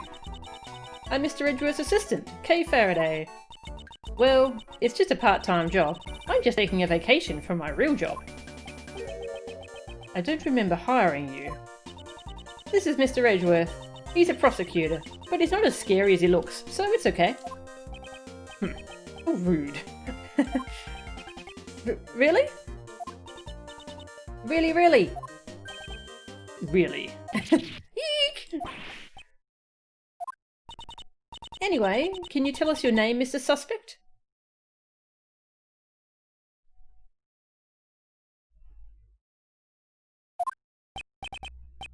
Yeah, I'm Simon Keyes. Nice to meet you, Simon. You could just call me Kay, Kay? I'm Miles Edgeworth, a prosecutor. I would appreciate a word with you. Please, it's for your own good, Simon. Really? Finally, it looks like we'll be able to get something out of him, thanks to Kay. Simon Keyes. First, I'd like you to tell me a little about yourself. No way! Not that! I couldn't do that. Impossible. I'm not worthy. There's nothing interesting about me. Your occupation? No way! Not that! It's no big deal, honest. Yeah, I'm just a regular employee. Good grief.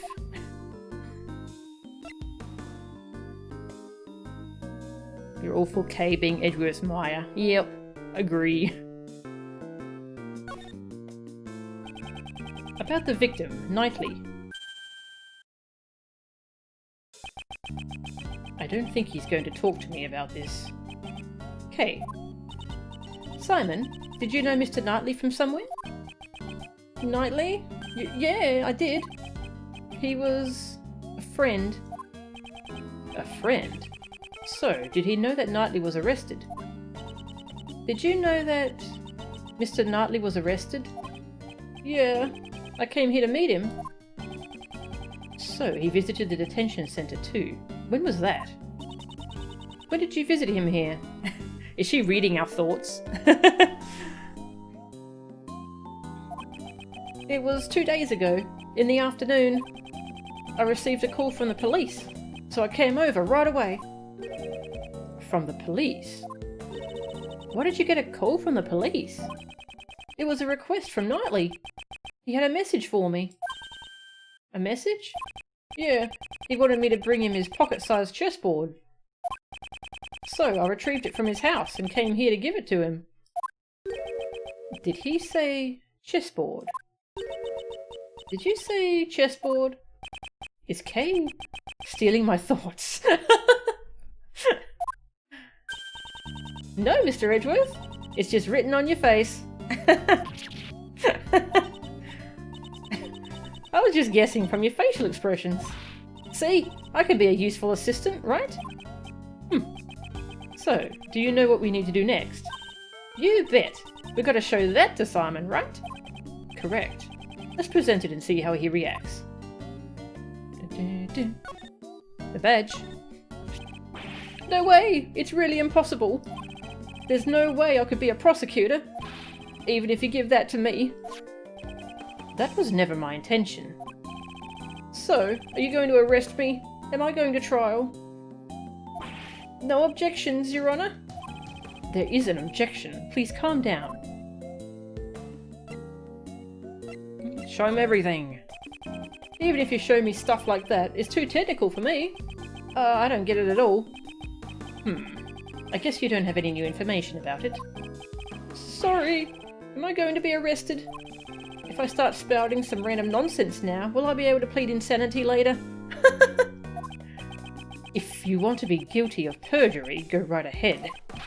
That was a leading question. I knew it. I'm going to be arrested. Hasn't he already been arrested? Good grief, he's not listening to me at all.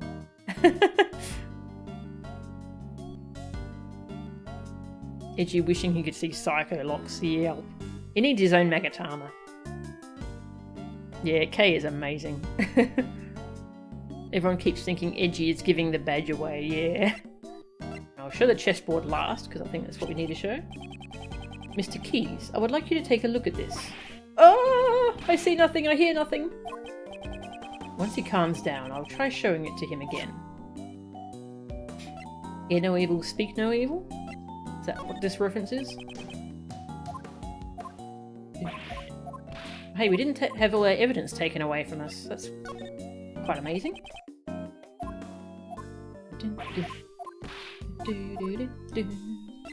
A rope. Nope, okay. Just gotta be thorough, you know? Gotta show everything. Rubber glove. Nope, okay. Oh yeah, we'll probably have some new profiles, won't we? Oh yeah, loads of profiles. J. L. Bird, 31, former boxer, now prisoner, obsessed with training, has pet polar bear named Rocky. Justine Courtney, age 26, gender female. Judge, also a member of the Prosecutorial Investigation Committee. So how much do you want to bet that Manfred von Karma has friends in that committee as to why he was never struck down by them? Sebastian de Best, age 17, gender male. Rookie prosecutor nominated by the PIC to take over the case. Simon Keys, age 24, gender male. The suspect, a timid young man. Doesn't seem like the type to kill someone. Well, appearances can be deceiving.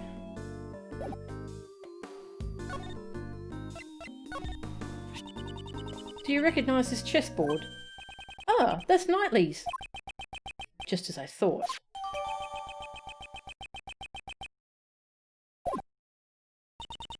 This was found near Mr. Knightley's corpse. He always carried a chessboard with him. It's just like him to have one until his last breath. It sounds like you two were really close, Simon. Yeah, we were best friends. At least, I thought we were. But maybe I was wrong. Huh? Because I never imagined he would murder someone. Having someone close to you turn out to be a murderer. Reality can be so cruel. It's not something most people can easily accept. And I never imagined we would part ways like this. Mr. Edgeworth, something's definitely strange here. There's no way Simon could have killed Mr. Knightley. Indeed. I certainly can't see a motive at all. However, the fact remains that he was the one who was arrested on that charge. Just what was the justification for doing so?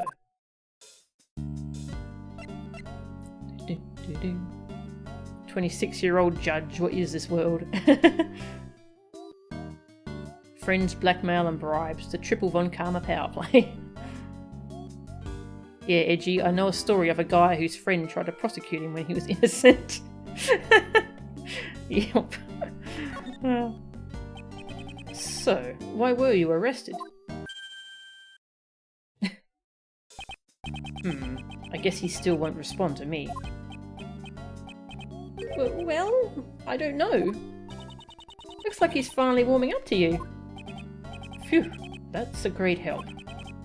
This morning, a police officer barged into my house, and before I knew it, he had brought me here. Was there a prosecutor accompanying him at that time? I remember a prosecutor called, Best or something was there too. So, it was that rookie prosecutor. Then, I guess the police haven't dragged you into questioning yet, huh?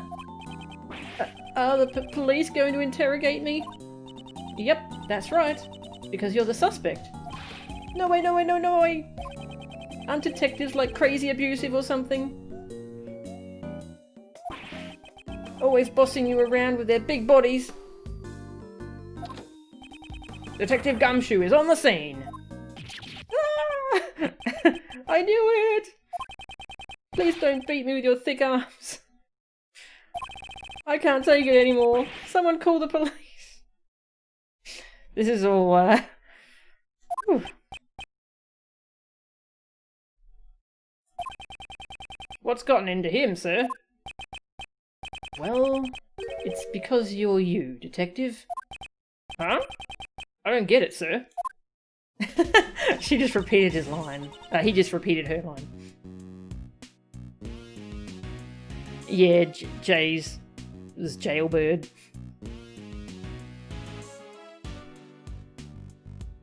Oh, did he not have the head scratching animation from the first game? Ah, I didn't actually notice that. I know Simon has to be innocent, Mr. Edgeworth. Can't we do something? Simon Keys. Yes? You were Mr. Knightley's best friend. You only just met with him 2 days ago. You say you didn't kill him. Are you certain about this? Yes, I am. I wouldn't harm a fly. I see. That's enough for me. I shall offer my assistance in proving your innocence. Eh? But what's the point in helping little old me? It's not just for you. This case. I have a personal stake in it as well. That's right. We've got to get back at those two from yesterday. Yeah, I'm fired up, sir. But I don't have any investigation rights at the moment. Since I won't be able to obtain information myself, your role is most vital. I'm sure we can rely on you to fill in any holes in the information we have. Help us help you. That's all I ask. Ah, I just had an idea. Why don't you just borrow a defense attorney's badge, sir? I was just thinking he's basically acting like a defense attorney here.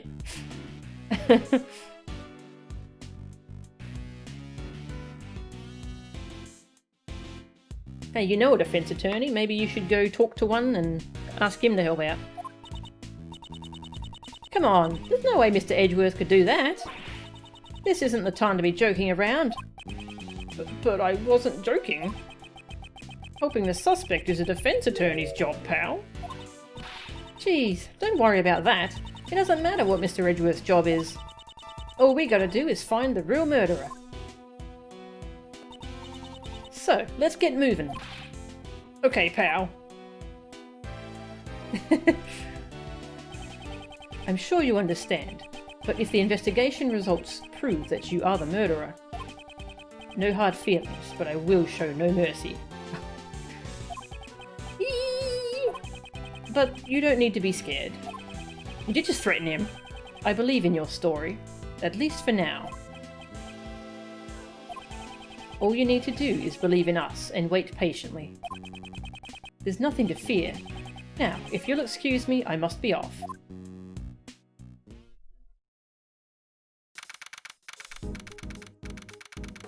Dun, dun. 11:22 AM, Detention Center hallway.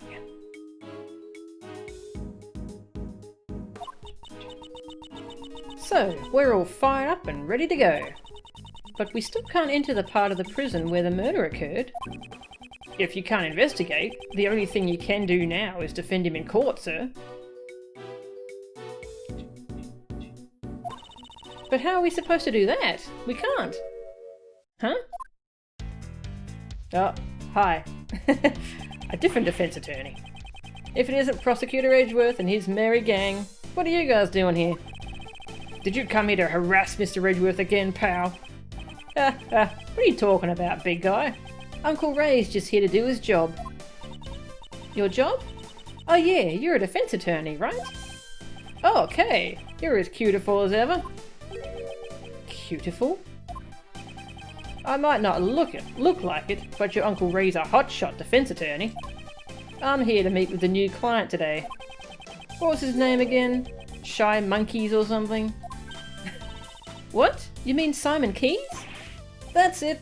Kay. Looks like you know the deal. Mr. Edgeworth, he's a defense attorney. I thought as much. Guess we have no choice but to resort to that method.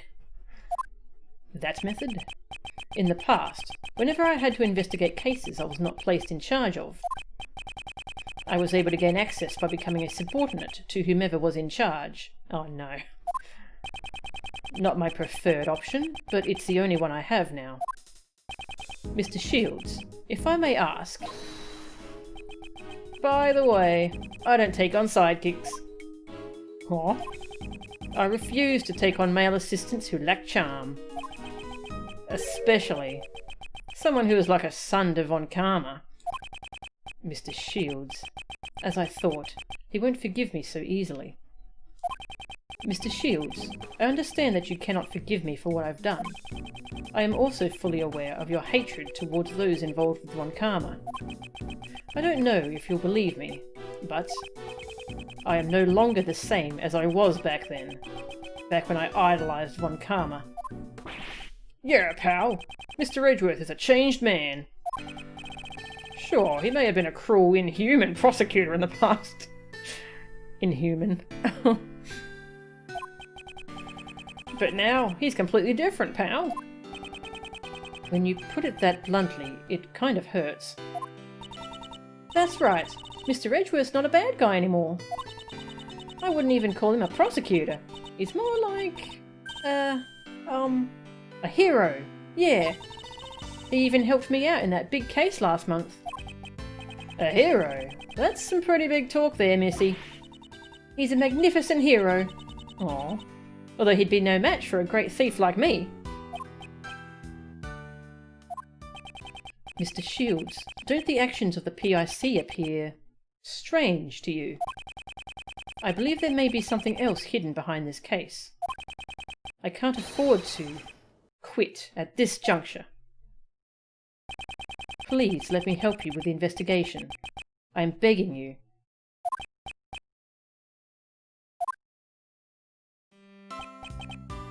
Heh. I never expected you to grovel like this. It sure looks like you've changed alright. And I'm kinda interested in the cause of all this. You're interested in what changed me? If I had to say, it would probably be the courtroom itself. It's totally not that man, totally not. All the experiences I've had and all the people I've met inside the courtroom. And perhaps reuniting with my old friends. I never expected you, of all people, to change. Who would have thought that you'd lay open your heart like that? I'm sure that man would be surprised as well. Okay. Guess I can't turn you away. It may be long overdue, but allow me to properly reintroduce myself. If you would be so kind as to read this. Edgeworth Law Officers, Raymond Shields, Head Attorney? Edgeworth? Mr. Shields was an assistant to my deceased father, Gregory Edgeworth. Really? Your father was a defense attorney? So that means that man Mr. Shields talked about is... Correct, my cute little K. Prosecutor Edgeworth's old man. I never changed the name of the firm. It's my way of showing my appreciation for his help. Prosecutor Edgeworth? No, wait. Miles. Uncle Ray doesn't fully trust you just yet. It may have been temporary, but the fact remains. You were once a disciple of Von Karma. You say that you've changed, but you'll need to prove it to me with your actions. Even your old man would have wanted it this way. Yes, I understand. Alright, I'm getting tired of all this stuffy talk, so let's give it a rest and move on.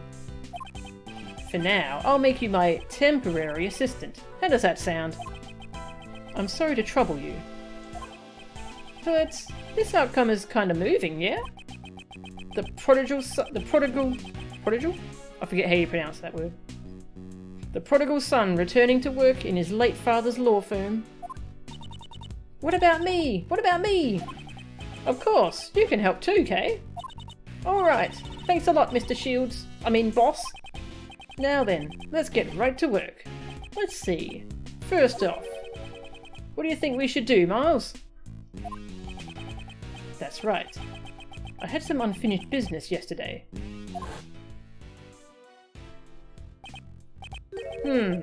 So it wasn't the victim, but rather it was the first person to discover the body who screamed. Yeah, I'm not sure what he means about it reporting to... They kept saying report to that man. That's why I was confused.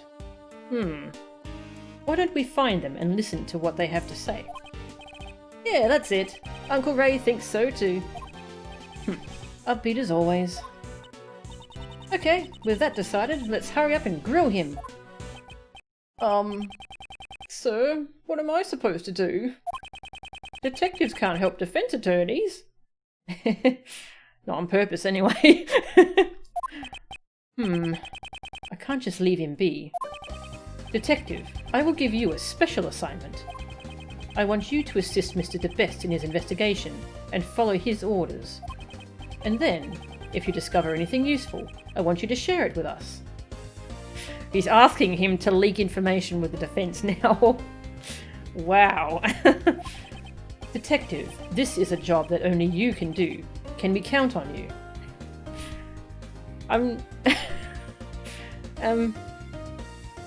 So the reason he was taken off this case was because he broke some rules in the previous one, and now he's gonna break more? Alright, sure. Yes, sir. Leave it to me. I'm really good at leaking investigation reports to defense attorneys. Normally, that would be a problem for me, but it may come in handy this time.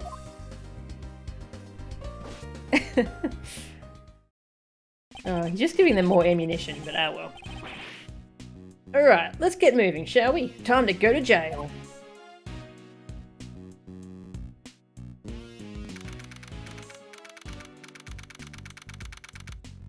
$11:50 AM, prison hallway.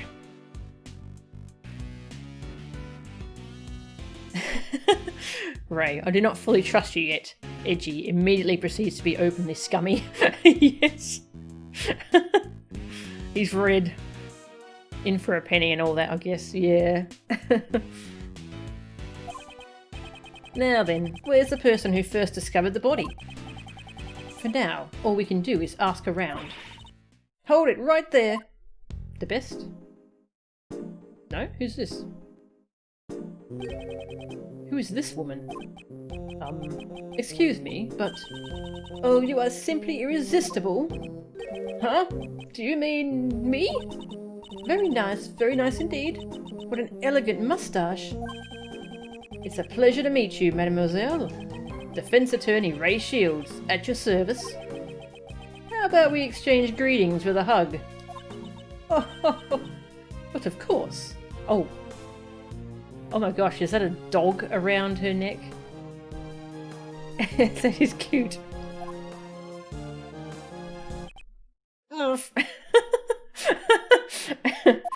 got it. Well, he got what he was after, I suppose. Uncle Ray's little lips. A proper greeting should begin with a hug and a kiss. It's almost like it was stolen from him. Yes, a remarkable feat of quickness that would put a great thief to shame. I feel that close contact is very important. This goes for my family here in my home as well. Quite a splendid way of thinking there. I am the warden, Patricia Rowland. But please just call me Patty. The warden? So she's in charge of the prison and detention centre. Nice to meet you. I am Miles Edgeworth. I'm Mr. Shields' assistant. I'll get the words right. Pardon me for asking, but were you here in the prison yesterday? But of course.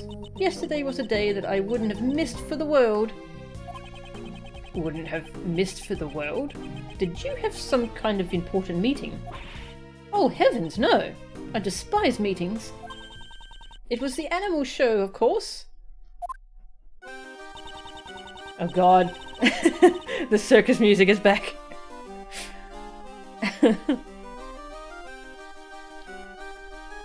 Perfect time for a Virgil Scum voice line. Yeah, I don't have that open today. I need to get that set up. Maybe a fox? Yeah, it does look like a fox. A wonderful spectacle featuring animals dancing and flying through the air. I always see it, along with everyone else in our home. We're one big, happy family. We built a special stage in the courtyard just for this performance. A performance for the prisoners' enjoyment. Yesterday, Elbert mentioned some kind of recreation. I suppose the animal show was what he was referring to. When did this show take place? It started at 8 AM and ended around 10 AM. Oh god, that little fox is so cute. Where's my cat? I want to pat a cat right now, but she's gone. That's exactly when the body was discovered. So whoever saw the show would probably have an alibi. Now, if you'll excuse me, I must be going. I have business to attend to. Please take your time and have a look around our home.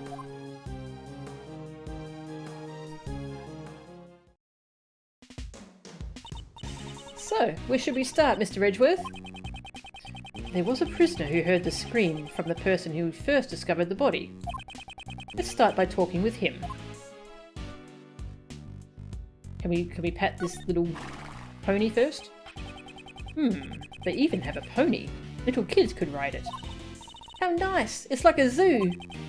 Although, it's the humans who are treated like animals in here. Do you think they'd find out if I took one home with me? I think that if you did that, you'd be the one behind bars. Just get a pet, Kay. Pets are great. There's some information here about the prisoner of this cell. Let's see. Inmate number D259. Species, see cell on right. Oh. That's a shoddy explanation. His partner is Rocky the polar bear. He is a former boxer who enjoys training to lose weight. His muscles are tough, but he's a big softie. He's an omnivore. So it says. Who is this information for? Yeah, this is disturbing. I still want to pat the pony.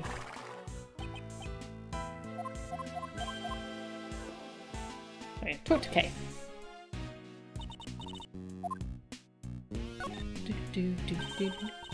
Here's our chance, Mr. Edgeworth. While that demon lady is gone, we can snoop around. Demon? Is she referring to Judge Courtney? I don't approve of your words, but let us carry on with the investigation. Alright, let's do it. Anything new? Nope. Not yet, anyway. Ray! Uncle Ray. Uncle Ray's lips! You seem to be in quite a shock. Isn't Warden Roland the type of beauty Mr. Shields likes? A hug is a greeting, but a kiss is on a whole different level. Your Uncle Ray needs time to mentally prepare himself. I didn't think you would be such a shy guy, Mr. Shields. Somehow, I don't think that's the problem here. Hey Miles, about your face, could you loosen it up a bit? Since you're going to be Uncle Ray's assistant, you'll need to smile more. Being an assistant and smiling more have nothing to do with one another. That's not true. A smile is the first step to building trust with a client. First, show a refreshing smile to put them at ease, then give a wink to capture their heart. End with a hug and exchange business cards. That's how you open up a client's heart. Let's just keep that to ourselves, please. Well, managing the law firm was quite tough at first. It was difficult inheriting the business from Gregory. Is that so? What kind of requests do you usually receive at the office? Usually requests to defend suspects in murder cases and various sorts of legal counsel. Well, our basic policy was we welcome everyone. Did you ever have to turn down any requests? Well, if the client wasn't cute enough. I thought everyone was welcome. I'm kidding, that was a joke. We accept clients of all sorts.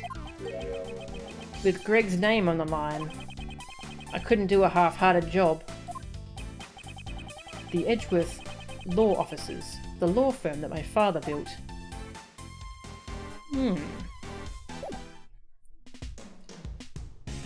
Oh yeah, is there anything I can show him? Have I shown him everything already? I forget. Prosecutor's badge. Ah yeah, no, we've shown him stuff.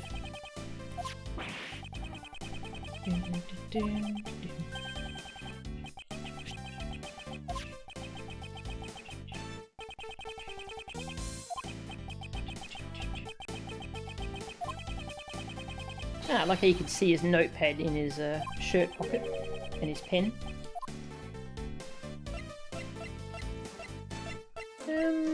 Is there anything I didn't get to show him? No, I think I showed him everything, so...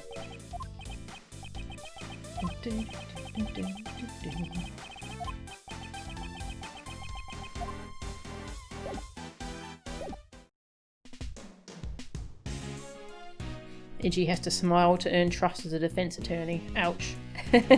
Well, maybe that's why he's gonna stick as a prosecutor. Where is the person who first discovered the body right now? Around this time, I think he should be in the workroom in the back. The workroom. I should go take a look. Peg. It's a pot-bellied pig. Let's hope it doesn't become dinner. How nice! It's like a zoo! Oh yeah, same dialogue there. What the hell is this? There's a monkey on that hill, Mr. Edgeworth! Hardly an appropriate spectacle for a prison. When you see stuff like this, you can really feel the tension rise. I hope you're not expecting me to agree with you. Also, Kay, just so we're clear, I don't want to see you climbing that hill. But someone's got to show that monkey who's boss. Don't provoke the monkey. Oh, that's another good line for a thumbnail. Bunny! What's a rabbit doing here? I almost stepped on it.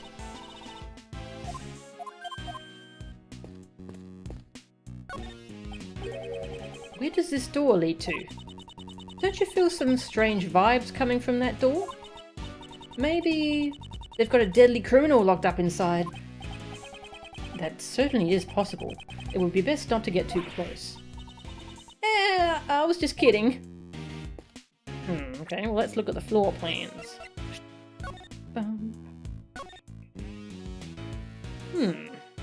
Some kind of big room back there.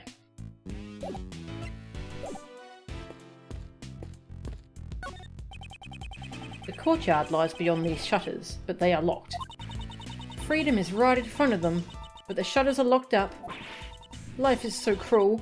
I really feel sorry for them. Who are you feeling sorry for? There's a watering hole here. This is hard to drink out of. They should have thought more about the end user when they designed this. Okay, can't you see that this is for the animals? Kitty! Hey, you there. I'd like to ask you some questions. So cute, meow! It really is, meow! Hey, you! Meow! He finally noticed me. By the way, what's this cat's name, meow? His name is Normal, meow. That's enough. Carry on with your duties. What we have here is a failure to communicate. Normal. Isn't that a cat from Garfield? Isn't that the other cat that Garfield hates? Alright, which room do we want? Let's save. Haven't saved in a while. Ooh. It is? Ah, nice.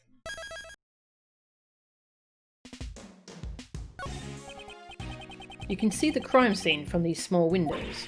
Mr. Edgeworth, you can't just go peeping in like that. You need to be more sneaky and check your surroundings. Why must I behave like a common criminal? Eh? I thought you wanted me to teach you my special steal a glance technique. I don't need your techniques. Hey, Ogfo! Thanks for the bit. Okay. Hello? Is this occupied? Okay, that's not a restroom. Hey guard, do you have a minute? Sir, what is it? Is anyone using that workroom right now? Presently, there is one prisoner working inside. I'm positive he's been in there since the noon roll call. We would like to ask the prisoner a few questions, if that is acceptable. Yes, sir. I will bring him out, so please wait a moment.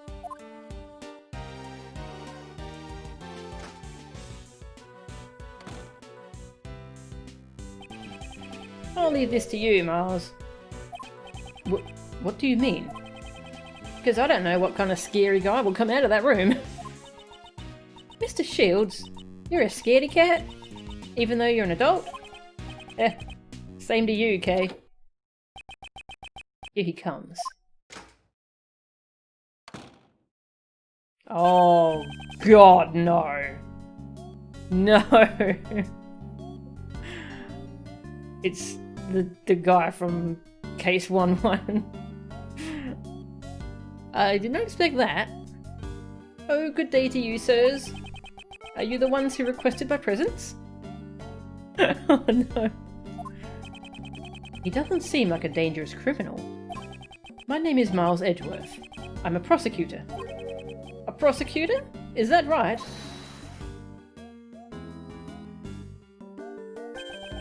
I'm Ray Shields, a defense attorney.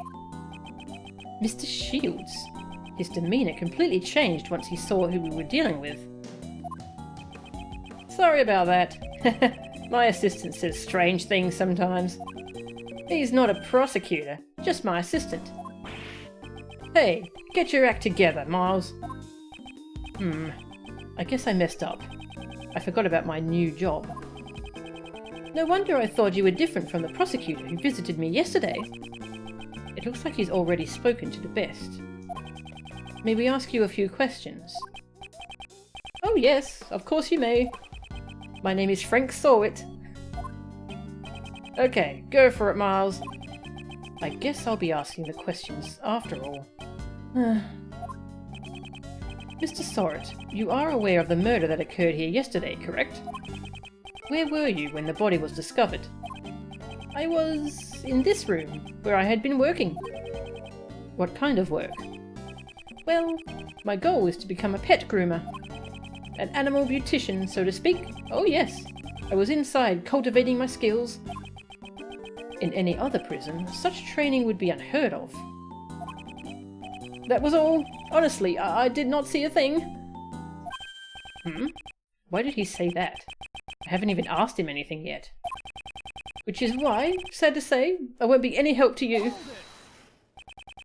Mr. Sawit, I haven't asked you anything yet. No, wait, let's Even if you were to ask, I would not. You know something, don't you? Oh, that's... It seems he is indeed hiding something. Let's try to press it out of him.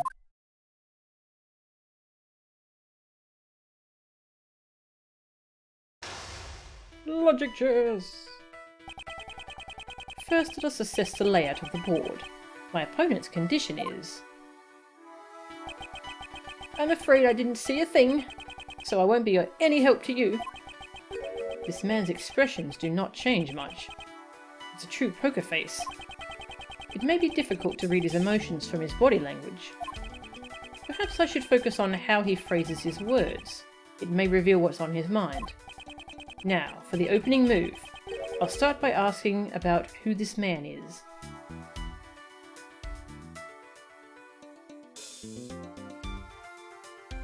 The cutest cat in the universe, self-proclaimed.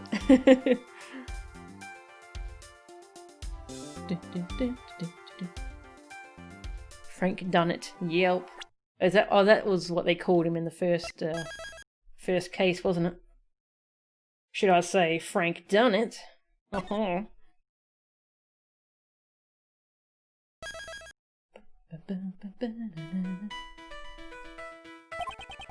Even if he hides his emotions, if I push the right buttons, I'm sure I'll cause a change. Logic chairs! Are you involved with this case? Are you referring to the murder that occurred inside this prison? I had nothing to do with it at all. Is that true? I would never dream of being involved in a murder plot. How should I put it? I'm an upright model citizen after all.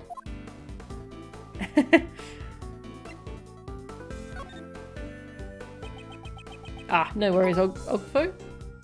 Thank you very much for the 100 bits. Thank you, I appreciate it. Common sense tells me an upright model citizen would have never ended up behind bars. Well, that is... Tell me what you know about the incident. I already told you, I don't know a damn thing. I really don't know anything. Are you angry? Okay, so those are the warning signs when he starts swearing. Well, not swearing, sounding angry. Whatever are you talking about? I really have no time to waste. Even if he hides his emotions, I push the right buttons, I'm sure to cause a change.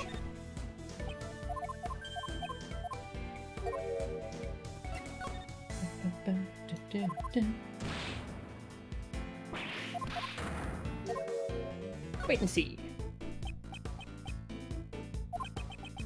I apologise from the bottom of my heart for that outburst, but I will be of no assistance.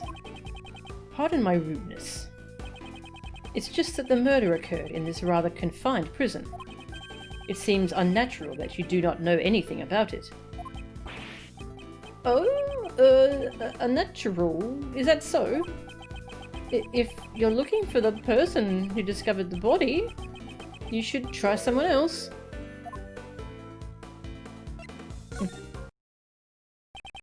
How did you know we were looking for the person who discovered the body? I don't recall saying a word about that. Are you sure you don't know anything? Lost his wig. No, it was merely a hunch I had. I am but a humble pet groomer in training. I honestly have no recollection of the murder. I am positive that this man is hiding something. For my next move, I'll ask him about his movements on the day of the murder.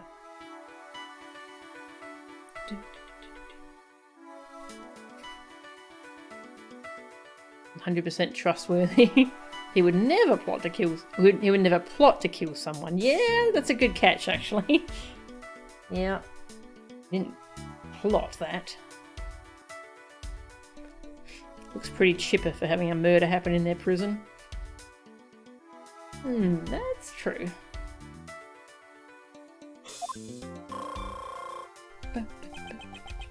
This man has suppressed his emotions. I will expose his true nature hidden beneath that suspicious smile. Let's talk about what happened on the day of the murder. If you truly had nothing to do with it, there shouldn't be a problem, correct? Oh, well, on the day of the murder, there was a lot going on. Movements. Tell me what you were doing on that day. As I mentioned earlier, I was cultivating my skills as a groomer in training. I was trimming the coats of the animals at the time. Didn't the murder cause a panic? I imagine the entire prison must have been in an uproar. Well, but there was no panic. I could even hear someone's voice.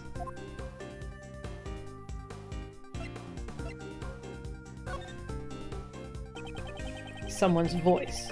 Judging from the circumstances, I suppose it was a scream that you heard. So you do have a recollection of the murder. You kept insisting that you knew absolutely nothing about the murder, but you do not give credence to your claims. Well, I thought I heard someone's voice, but in any case, I don't remember it very well. The scream at the time of the murder. It might be a clue. Better keep that in mind. Weird how he thinks aloud to himself in chess. Yeah, if he does that in actual chess, then that would be quite bad for him.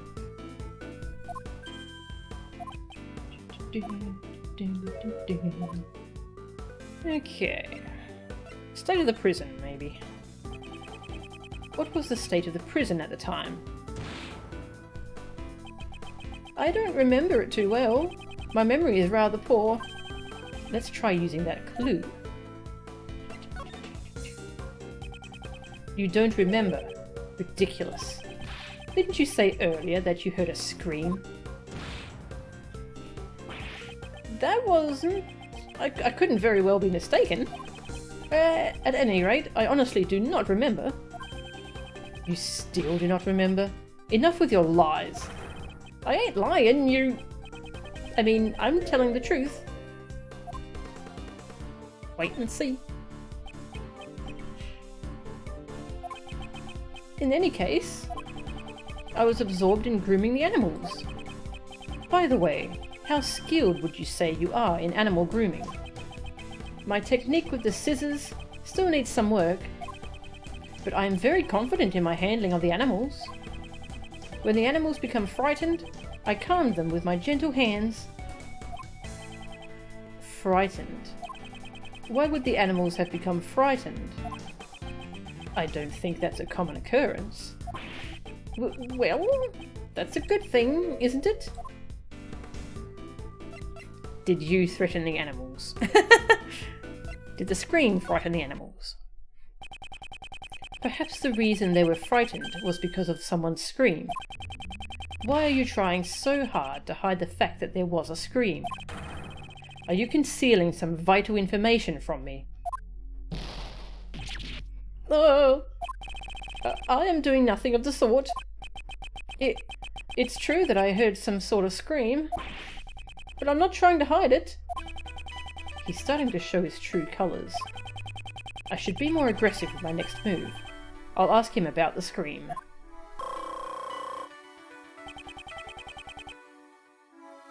It's time to give him a taste of the futility of keeping a secret from me. When did you hear it? When did you hear the scream? That's it! I just remembered. At the time of the murder, there was an event going on. It was the animal show. I had gone there to see it. So, you're saying that since you were watching the show, you did not hear the scream? That's completely different from everything you've said up until now. Shut up! So what if it is? I mean, my memory is just so hazy. Wait and see. The animal show was very enjoyable. What kind of animals performed in the show? Well, I believe I saw a whale? What? The poor animals don't deserve this man. Yeah. Poor things.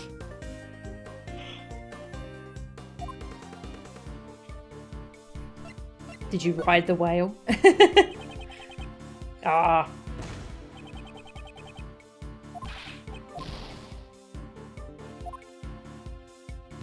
When did you hear it?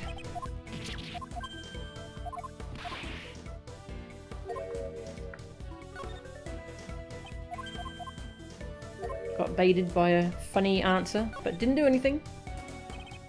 You liar! You didn't see the animal show at all. Oh! But, well, that is... I sort of saw it, and I sort of didn't. But your Mr. saw it. He didn't see the show. This could be a clue. Who did the scream belong to? Do you know who the scream belonged to? Well, I was mistaken. When the incident occurred, I just happened to be in the courtyard. That's why I did not hear the scream. Let's try using that clue. Just how deep are you going to dig your pit of lies? It's obvious that you did not see the animal show. There's no way out of this. Tell me what really happened. Confess everything you know about the scream. I cannot answer. What I cannot answer? I didn't hear the scream from the person who discovered the body.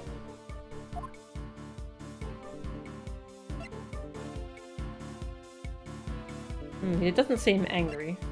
The victim's scream. That's strange. Normally, if you hear a scream during a murder, it's usually from the victim. Why would you think the scream was from the person who discovered the body? Oh, my mistake. How? How did you know the scream was from the person who discovered the body? Well, that's because... Because you're the one who got murdered. You're the one who found the body. Allow me to answer for you. That is because you're the one who discovered the body. And the scream that was heard when the murder occurred didn't come from the victim. It came from you when you discovered the body.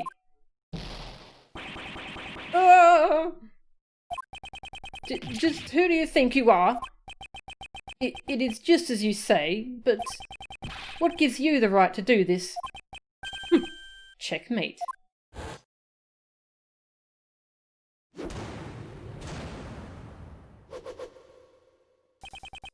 It's now clear who discovered the body. You have no more reason to withhold your testimony, correct? Very well, I'll tell you. But I doubt my testimony is worth hearing. Whether or not it is worth hearing is for me to decide. I will expose the truth with my own hands. That is my sole duty. I think you're a little off there, Mr. Edgeworth. What do you mean? We're not trying to expose the truth. We're trying to save Simon. Isn't our goal to help out our clients? I mean, you're not a prosecutor right now. You're a defense attorney's assistant. Well said there, Kay. She's right on the money, Miles. The official task of the Edgeworth law officers is to defend our clients. Your old man, who founded the firm, truly valued the bonds he had with his clients. So, if you're not willing to do the same, maybe you aren't cut out for this job. I don't want to fire you on the spot either, so have a heart, okay? The heart of a defense attorney, huh? In any case, it's important that we hear the testimony of the person who discovered the body.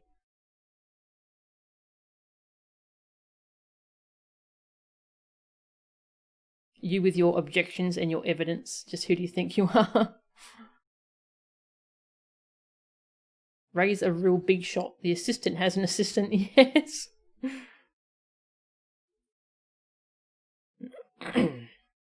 Also, hi, the Fogs. I can't remember if I said hello to you, so I'll say it again.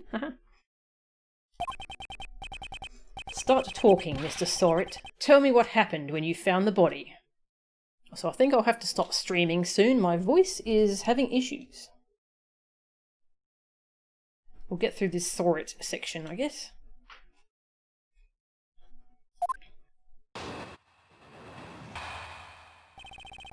When I found the body. I was in the workroom over there, practicing my skills. By some chance, I got curious about the adjacent workroom and went up to the door. I peeked in through the small window on the door. Then I saw him lying there, a man, not moving, dead. I quailed in fright and found myself letting out a scream. If I may confirm one thing. You were in the room right next to the one where the dead body was found? Within the prison, we call it Workroom B. And you were in there the whole time on the day of the murder? Yes. After the 7 AM roll call, I remained inside the whole time. In this prison, we have roll call 3 times a day. At 7 AM, noon, and 9 PM. And they check the workrooms during those times too? Exactly. I see. So during the 7 AM roll call there was nothing amiss. And Knightley's body was not in the workroom yet. Okay. So it sounds like the murder occurred after 7 AM, huh? And that's right when the animal show started. Correct. The other prisoners went to see the animal show. Meaning anyone who did not see the show does not have an alibi. Do you understand what I'm saying, Mr. Sorit? Yes, that is certainly true. However, I merely discovered the body. His testimony has a clear contradiction. I should press him about that first.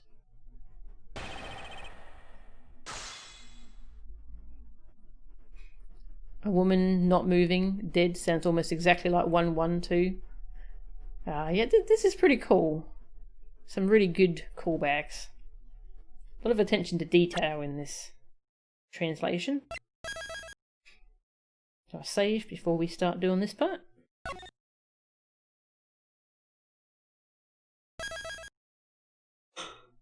Ooh, sorry. I was in the workroom over there, practicing my skills. By practicing, you mean, of course?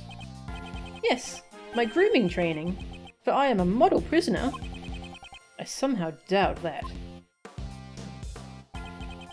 By some chance, I got curious about the adjacent workroom, so I went up to the door. You were curious about the adjacent room? Precisely. I felt a need to look inside. Why did you feel that way? Even if you ask me why, I just did it on a whim. So you weren't concentrating on your training? No, nothing of the sort, for I am a model prisoner. It's just that the other prisoners had left to see the animal show, which is why I was feeling somewhat lonely. Yeah, that's like being stuck in a classroom after school's let out. Yes, that's right. And since I couldn't enter the other workroom, I peeked in through the small window on the door. The small window, so you couldn't get a clear look. Indeed, as you can see, there is a grille covering the window. It does not offer a wide view at all. Normally, the guards use it to check inside the rooms, right? Precisely. You seem to be well versed on this matter.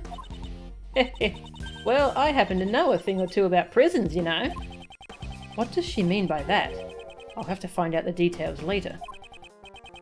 In any case, I peeked into the room from the window. Then I saw him lying there, a man, not moving, dead. You knew it was a man right away. It was clear judging from his physique and clothing. Even the fact that he was dead was as plain as day. You could tell he was dead through that tiny window. Well, it's not the first time I've seen a dead body. What? What? So you mean the reason you're in here is because... I'm ashamed to admit it, but it is as you say. However, this was my first time seeing a body that someone else had killed.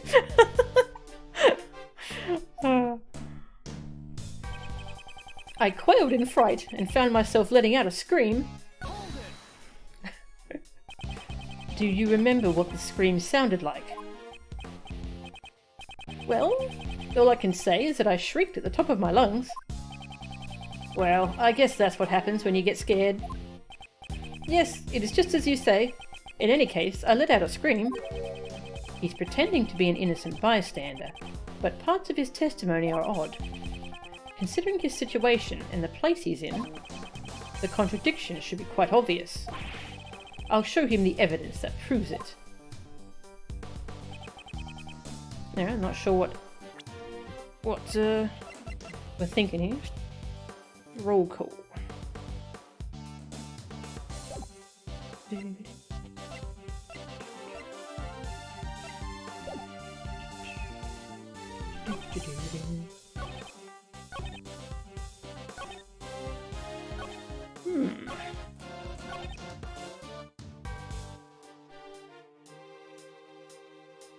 Yeah, this is very weird about why you got curious about the workroom. Wonder if we get something different now if we fail? I haven't seen any unique failure things. Mr. Sorit, I would like for you to have a look at this piece of evidence. Is there a problem with this evidence? Doesn't it show that there is a contradiction in your testimony? I do not particularly think so. Ugh, looks like I was wrong. What's the matter? That wasn't like you at all. I was merely probing for answers. Come on, you can drop the cool guy act. It's not an act.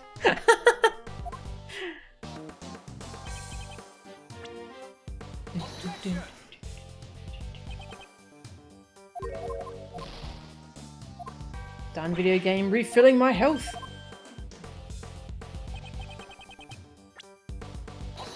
That's not an okay face to make when discussing bodies. Yeah!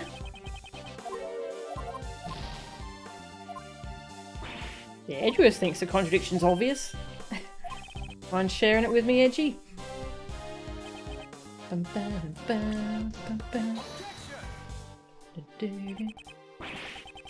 Mr. Sorit, your testimony contradicts this piece of evidence.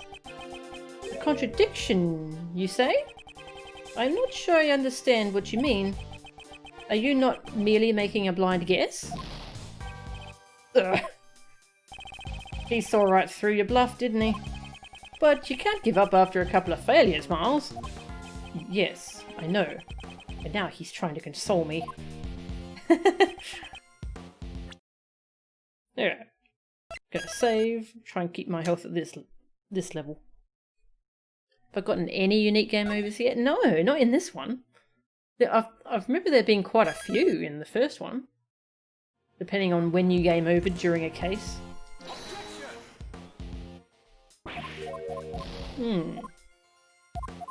See how we go. Circumstances have changed now since we're trying to protect what's his name? Maybe we'll get something relating to that.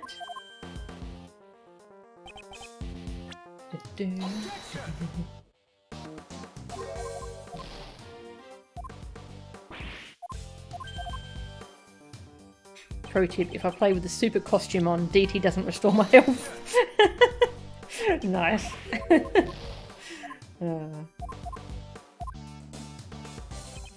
Oh man, Edgeworth's Devil Trigger would be turning into the Steel Samurai, wouldn't it? What would Phoenix's be?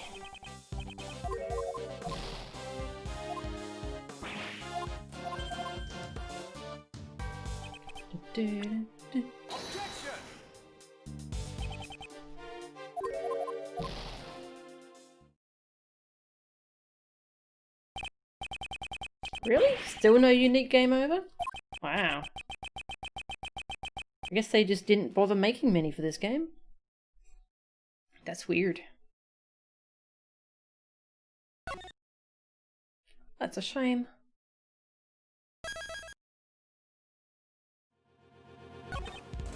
Alright. So I was curious about the workroom, if everyone was watching the animal show, is what I'm thinking at the moment.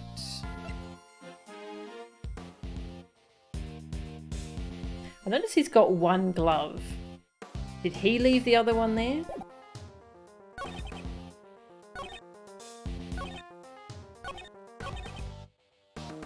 Oh, are we thinking he went in there?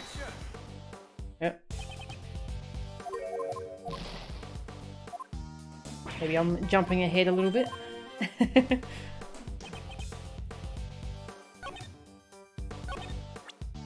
Alright, floor plans. Let's have a look at those.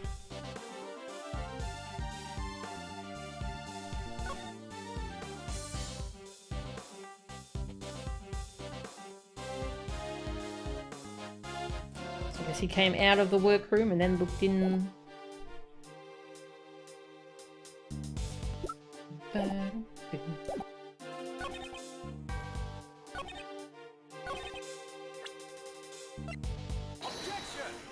No? Okay. Wondering if we could say, hey, you didn't say you went out of the workroom.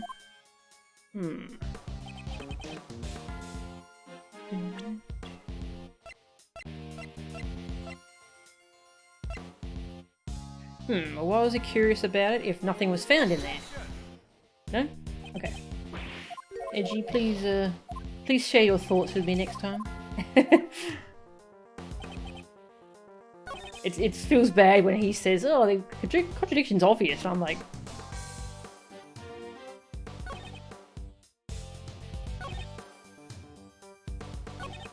Practicing your skills.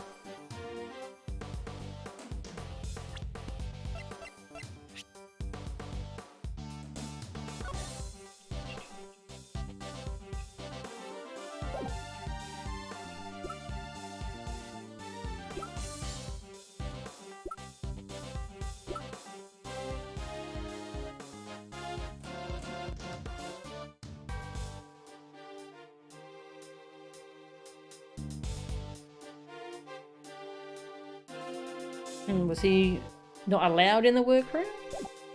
Maybe?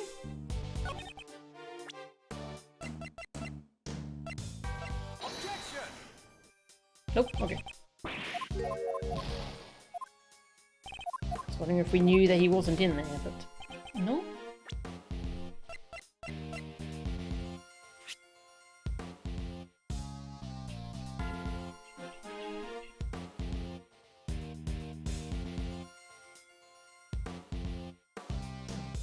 It's weird that the back and forward button animations aren't synchronized on the bottom screen. Huh.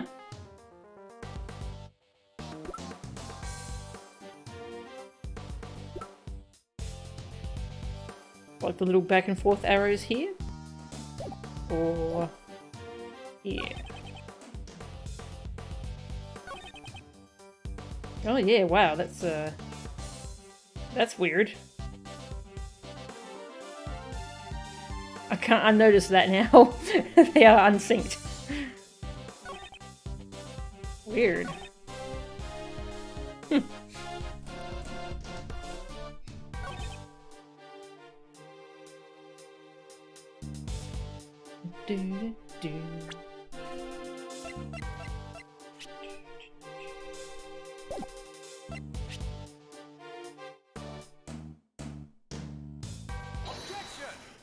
Nope. I'm kind of just trying things here.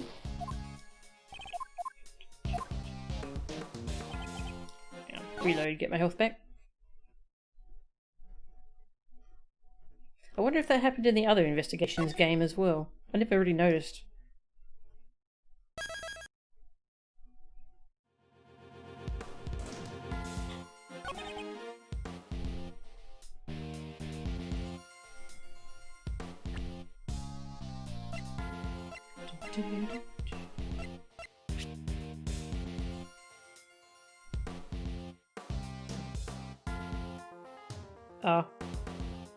Maybe he wanted... Nah. Maybe he wanted to steal the chessboard, but he didn't. This guy wasn't in the prison. He wasn't meant to be here, so... How would he know that he had a chessboard? Yeah.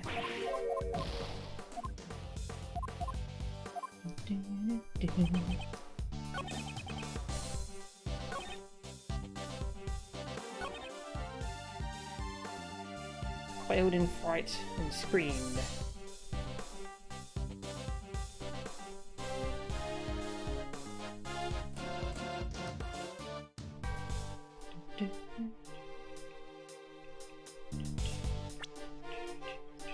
How come no one else heard the scream though?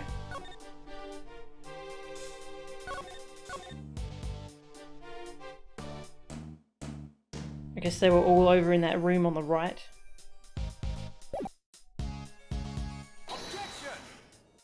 Nah, that's not it.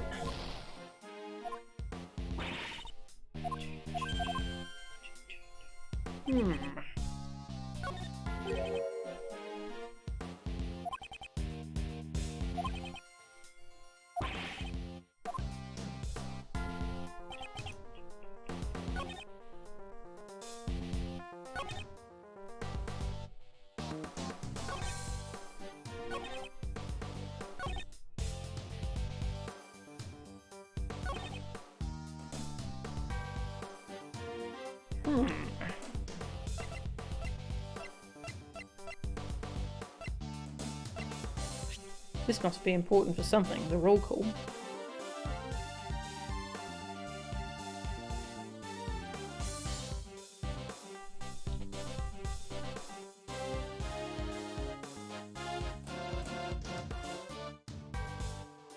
What time did he say he found the body?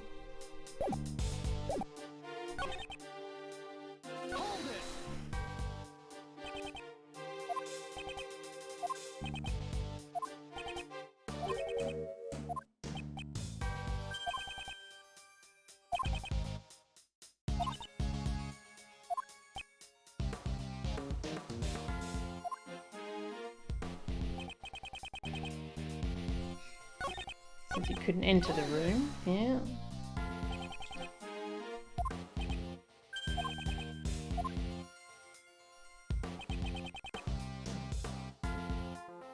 Well, this is the part where he says I couldn't enter the other room. No? Okay, I'm still trying to connect him to this glove. But, maybe it's too early for that.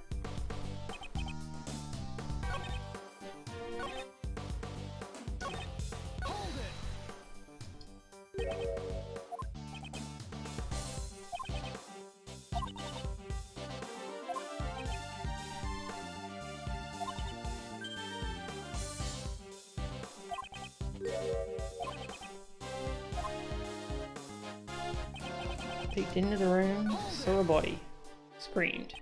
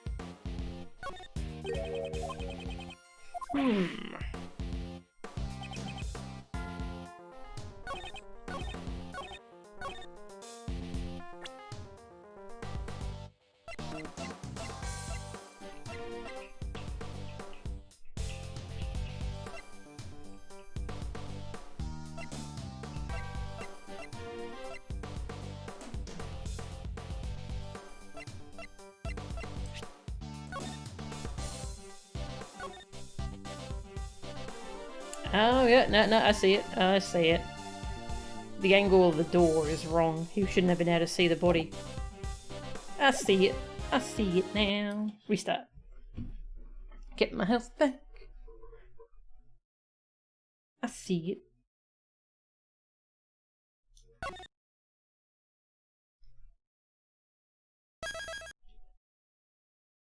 it. Show the floor plan. No? Not the floor plans?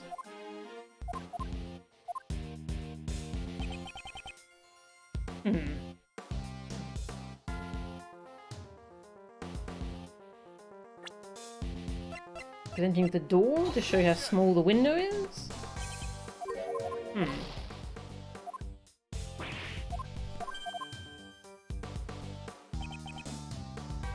I'm not sure how to present this.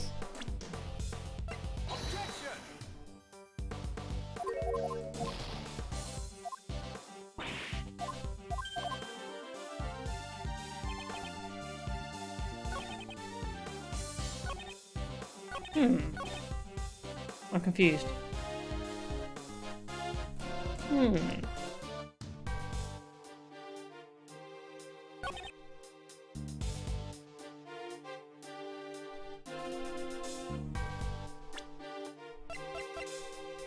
Crime scene notes? No?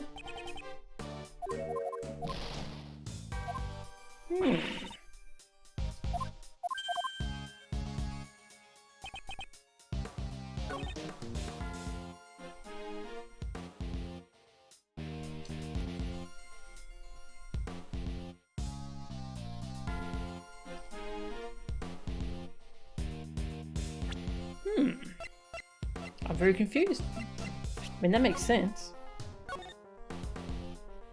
The door to workroom A is, certainly won't let you see the body from where it was.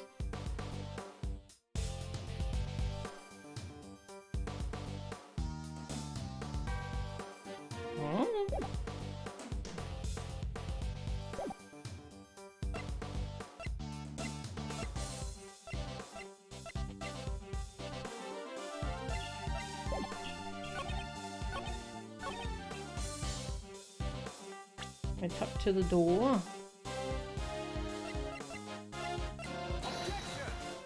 I'm very confused.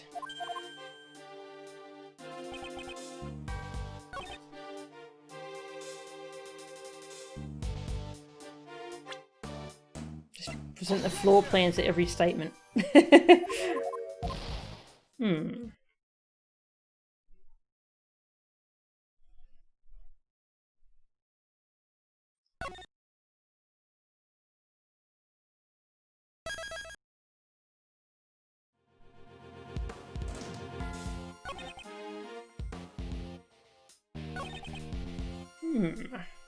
In through the small window. I guess I need to find something else.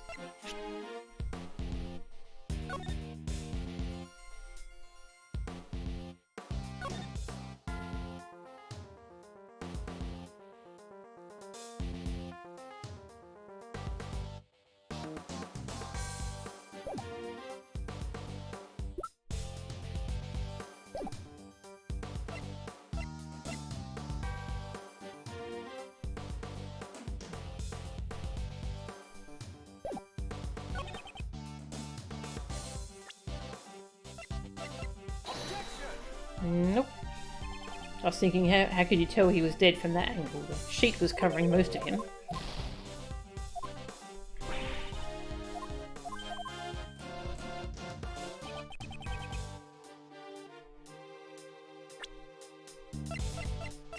Door. I think I've already tried that.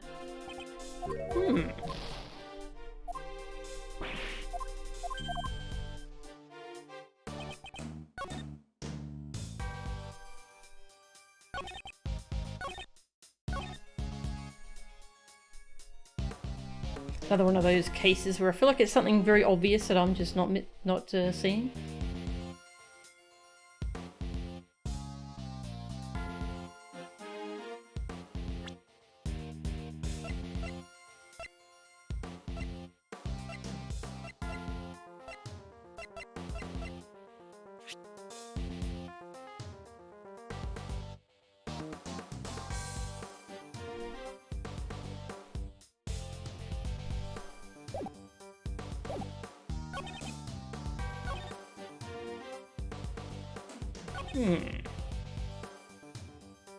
Welcome, Monk. How are ya?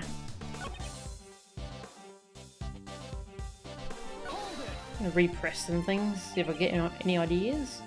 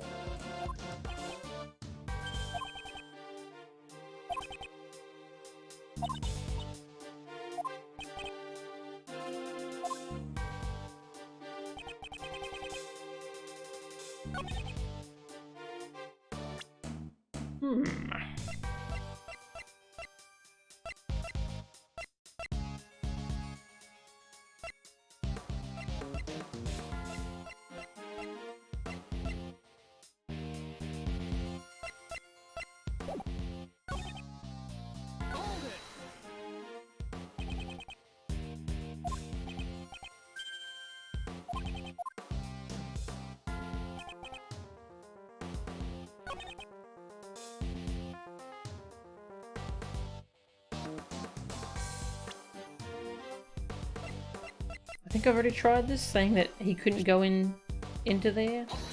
Yeah.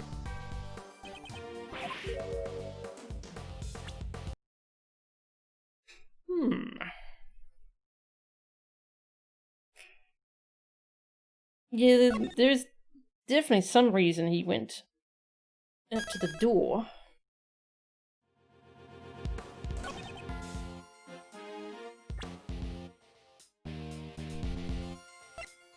There's like 3 different things I could catch him on here, but the game doesn't seem to want any of the 3 I've thought of.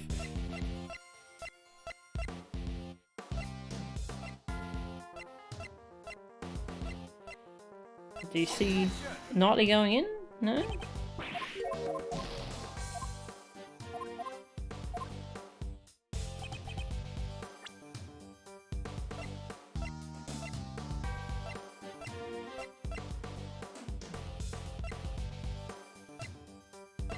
Pretty sure I've already tried presenting the roll call to say that, hey, there's no reason you should be curious about that room, because no one should be in there. Pretty sure I already tried doing that.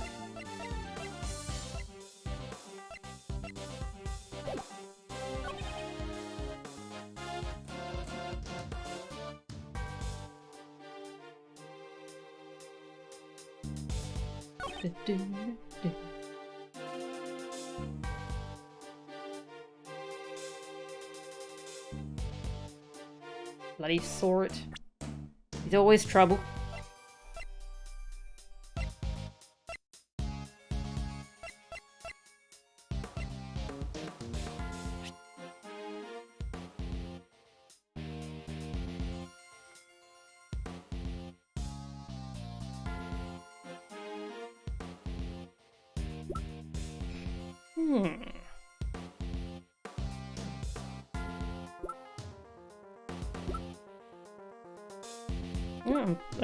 I feel like I've just overlooked maybe one specific thing I was supposed to present something at, so feel free to give hints if you want, chat. Hey Shizzle, how are ya?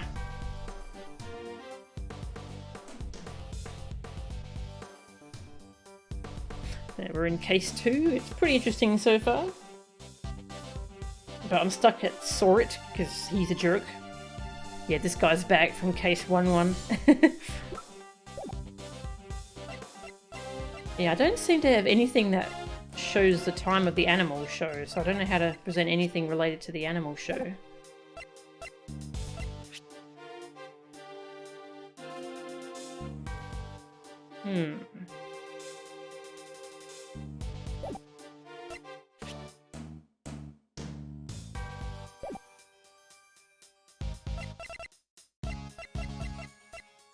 I'm completely stuck, I reckon.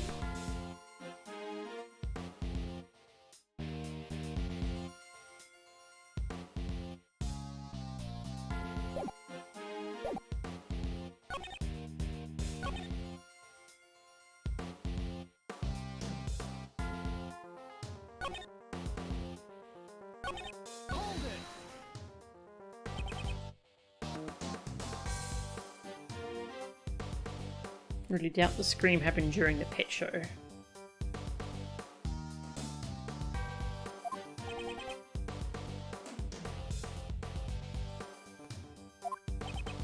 Hmm.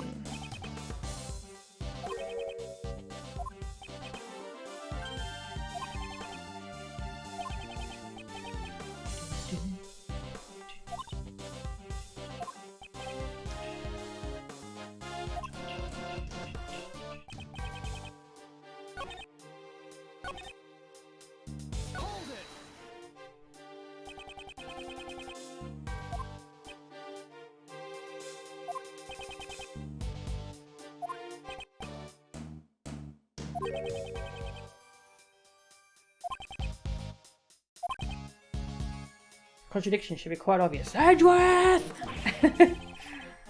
Show him the evidence that proves it. The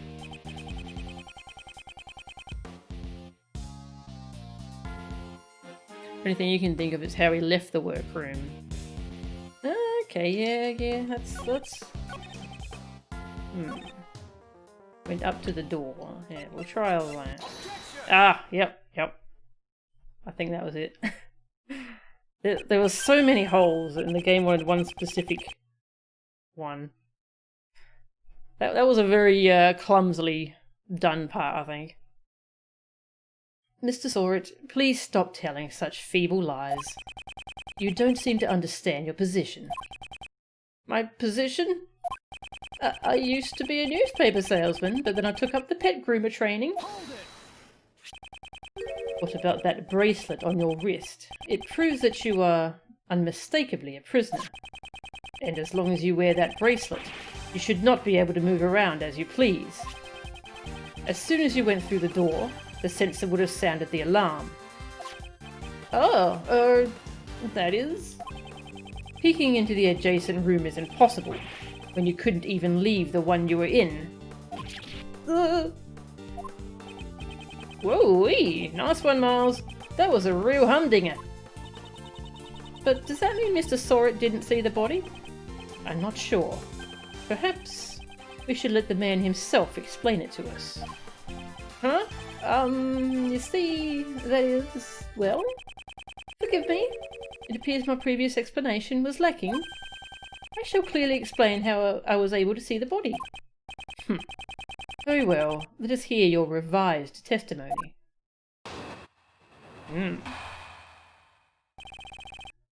Classic find one out of many holes story. Yeah, out of many holes in the story. Edgeworth 1 hour later. Please stop telling such feeble lies. Wipe sweat off brow. AA games in a nutshell. Testimonies are full of holes, but the game wants you to pick them apart in a certain order. Yeah, that is a thing with the series. When I found it, part 2. There is a rather well-known technique among the prisoners here. If the hand with the bracelet stays in the room, you can step out without sounding the alarm. That's how I was able to peek into the adjacent room. The moment I realised that the man inside was dead, I let out a scream. So that means he kept his arm inside workroom B while he peeked into the adjacent room. I'd appreciate it if you didn't mention this to anyone, especially the guards, okay? Was that what he was trying to hide earlier? I should try asking him for more details about a few other things as well. Alright, so now I assume we're going to point out how he couldn't see the body from that angle.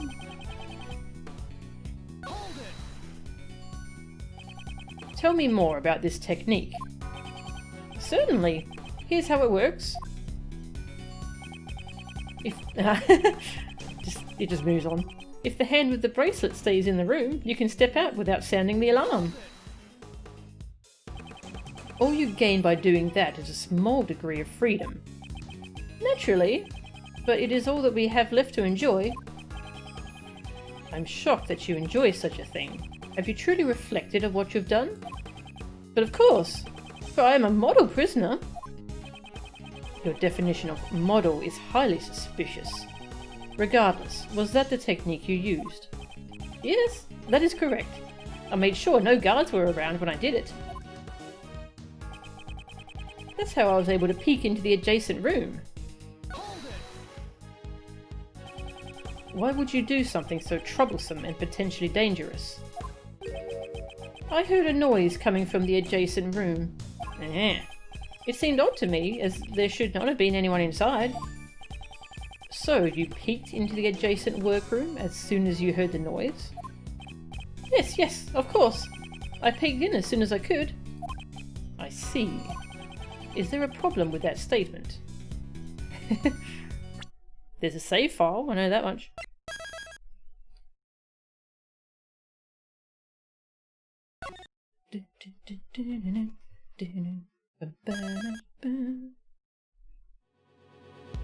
No problem. None at all. No, there doesn't seem to be a problem with that statement. Please continue with your testimony, Mr. Sorit. Certainly. I peeked inside the workroom.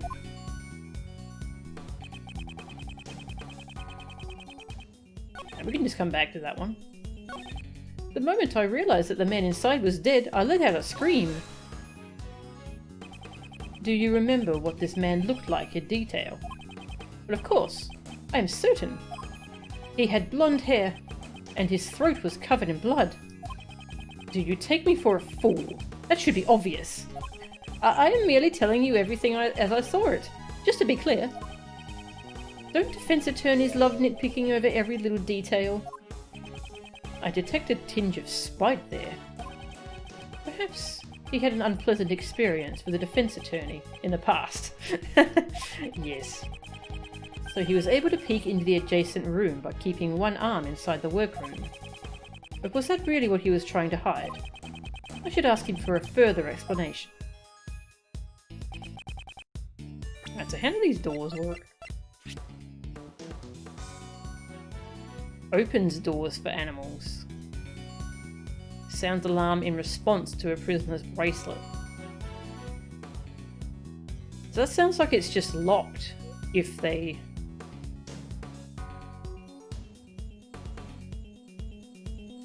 I don't know. It's worded a little strangely.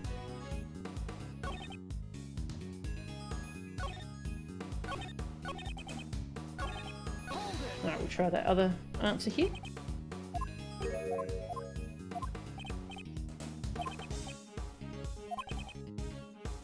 A problem. So you looked into the adjacent room immediately after you heard the noise? If that was true, then you should have seen more than just a dead body. You should have seen the person who made the noise. That is... well... He looks really shaken. Mr. Sorit, answer me. What did you really see? If you intend to remain silent, I will have no choice but to assume that you are complicit to the murder. Oh, please forgive me. It's just that I couldn't even believe what I saw myself. Oh boy. It may have been just a dream. I hesitate to even recall it. Tell me what happened. Very well. I will be frank with you. I saw a dog. Frank saw it. Oh, that's a great line. It was a nightmarish scene. A large black dog was biting into the neck of the victim. What did you say? It was a truly hellish scene. That dog killed him. Oh, I think I'm going to be sick. That's some grade A trauma right there. I was chilled to my very core and let out a shriek. A man-eating dog inside the zoo of a prison. According to Sorit's testimony, the dog was biting the victim's body. Also, it barks at me a lot. That was everything I saw. Do you believe me now? Yes, I do. I doubt one would be able to lie about something like that. Would you add that to your testimony? Certainly.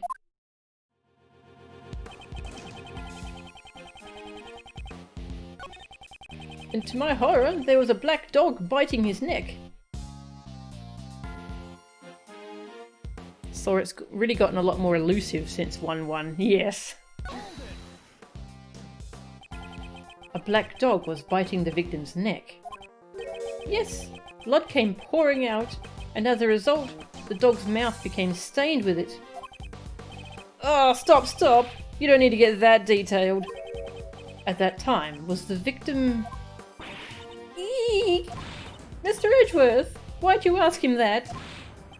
Kay, why'd you hit Uncle Ray? The man did not even flinch.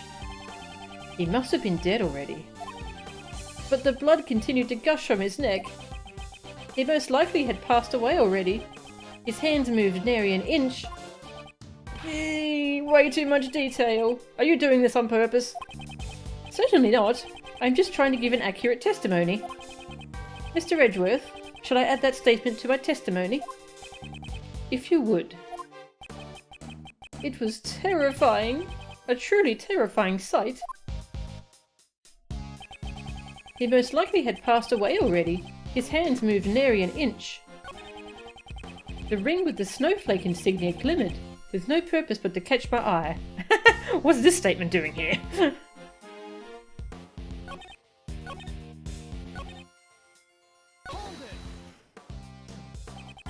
That was a very vivid testimony. That is because I witnessed it up close, relatively speaking. I could feel the anguish he suffered in his death. Mr. Edgeworth, I won't be able to sleep tonight. Aww. Really? How terrible. Oh, come on! It's all because of you that my mind is filled with scary thoughts. I may even have nightmares myself. Even now, I can still remember everything clearly. The ring with the snowflake insignia glimmered, with no purpose but to catch my eye. A ring with a snowflake insignia? Impressive memory. I was formerly a newspaper salesman. I had to quickly identify what a customer wanted, based on his appearance and attitude. In order to form a successful sales strategy, it's the most basic of the basics. But you are dealing with a corpse, not a customer. Are you like that with everyone? Yes, it has already become an ingrained habit of mine. It was an important point that could determine the success or failure of a sale. That's how you were able to easily recall such a minor detail. Precisely. Even the engraved insignia is crystal clear. Is that really possible? What was the state of the body when we found it? I should review my evidence. I have an unerring eye, that much I can declare. So, Knightley was killed by a dog that was being kept here in the prison. I find that hard to believe. They say that pets take after their owners, yeah? It doesn't have to take after them that much. This completely defeats the purpose of the animal therapy. Perhaps I should ask about the dog a little more.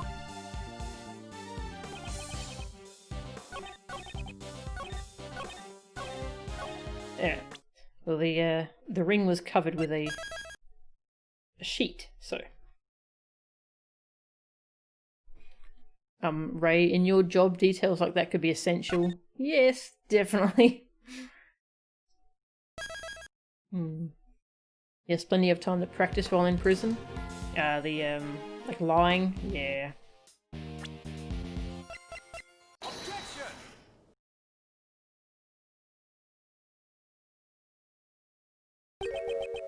A ring with a snowflake insignia. Yes, that is correct. It was clearly engraved on the surface. I see. Your testimony is very accurate. But it's a little too accurate, if you ask me. And what's wrong with being accurate? You state that you saw a ring with a snowflake insignia engraved into it.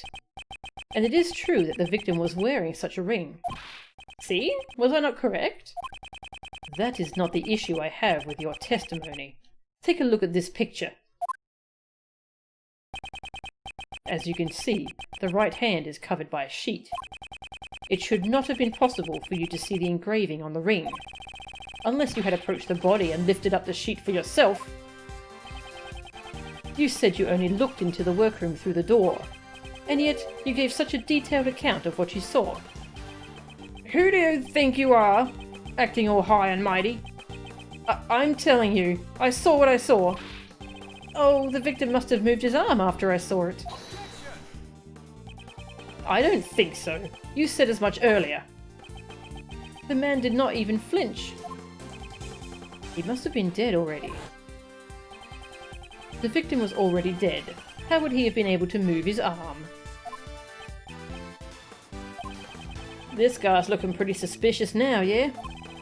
Frank saw it. What are you hiding, you scoundrel? You scoundrel. Don't get on Edward's bad side, he'll call you a scoundrel. Zombie, clearly. Oh, no, I ain't. I am not. That is... You're wrong. I know what I saw. Oh... Oh...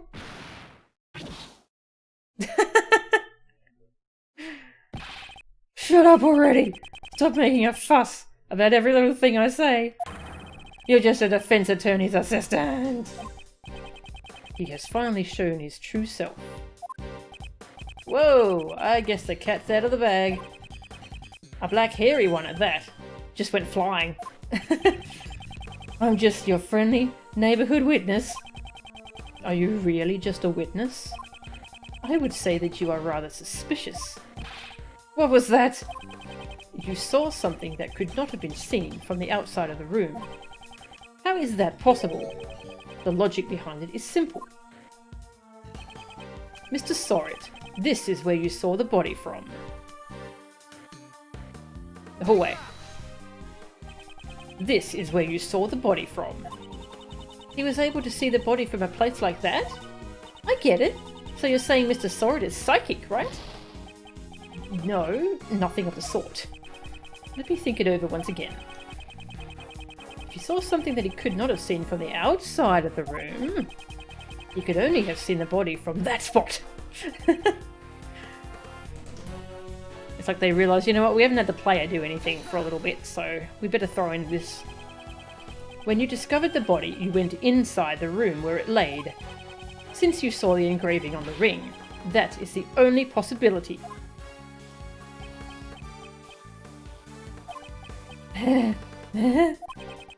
Even if you say that, you ain't got no evidence, do you? Where's the evidence that shows that I was in that room? Ah, this is where the glove comes into play, I suppose. Edgeworth trying his best not to talk down to the player. Yes.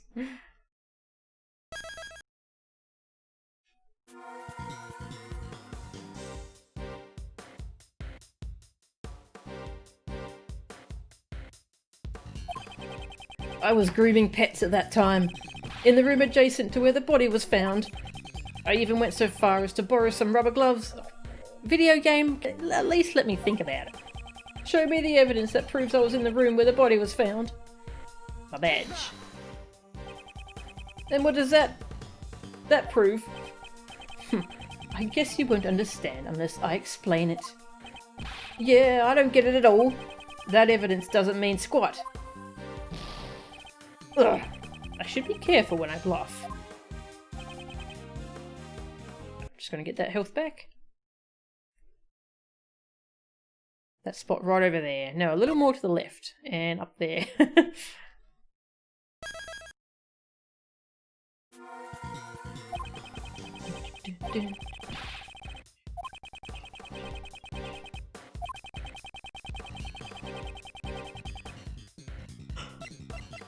Glove.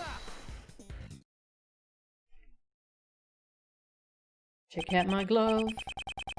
Mr. Sorrett, what were you doing when the body was discovered? Didn't I tell you already? I was practicing being a pet groomer. I see. In that case, do you happen to recognize this glove? Oh, that's... This was found near the body. It is believed to have been dropped by the culprit. By the way, I noticed that you also have a rubber glove hanging out of your apron pocket. No, this is something else. Something else. Looks like you're missing one of your gloves. You can find gloves like these anywhere in the prison. Your evidence proves nothing. Perhaps we should hand this glove over to the police for fingerprinting. I'm certain they will find some interesting results.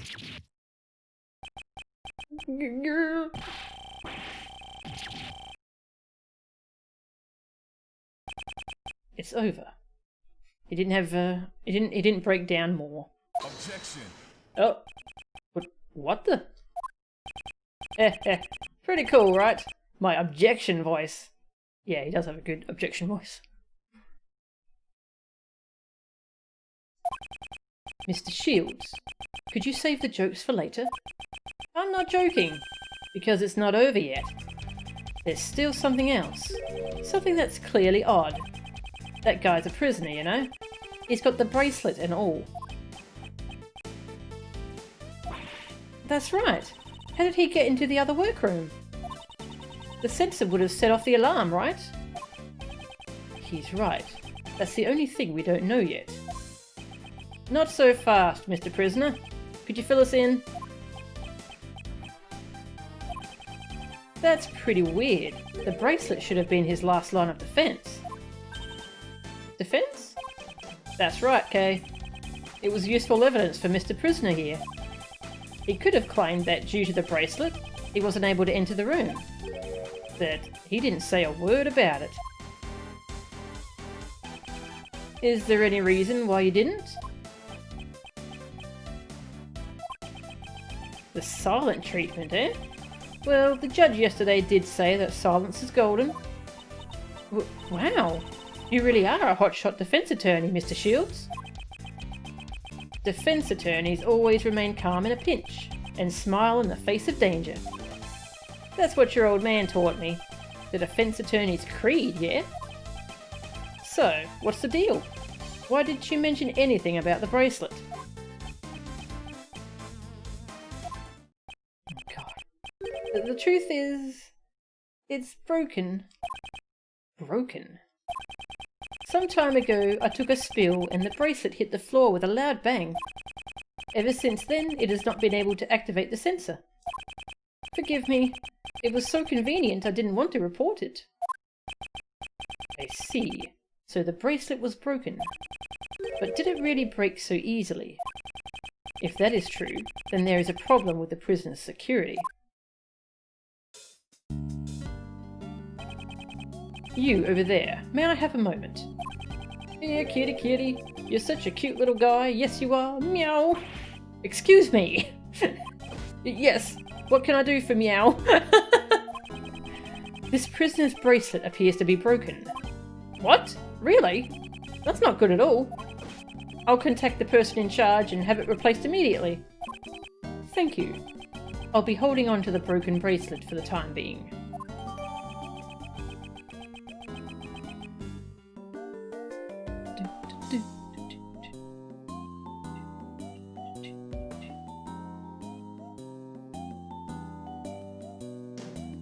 Do I work at the prison guard that sounded exactly like me? Nice. Does his hair retract when he gets stressed? Yeah, his hair regrew. I guess he picked his wig back up off the floor. Edgy's reasoning skills can activate the world.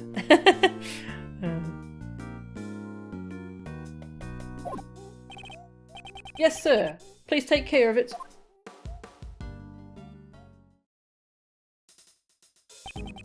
Now that the bracelet's been taken care of, shall we move on to arresting you for murder? What? Perish the thought. I didn't kill anyone. But your bracelet was broken, right? Doesn't that mean you could have gone anywhere you wanted during the animal show? But all I did was find the body, honest. And it is true that I saw the dog biting his neck. However, I entered the workroom after the dog had left. Why did you do that? Well, it was just... I was curious if he had anything of value on him. So he was planning to loot the corpse. That's why he remembers Knightley's ring so well. Why are you looking at me, Mr. Edgeworth? I am a great thief. Please don't put me on the same level as him. But I didn't take a thing. The animal show had ended and the other prisoners were making their way back down here. I hurried back to my workroom and let out a scream to deceive the others. And that's when you dropped your rubber glove.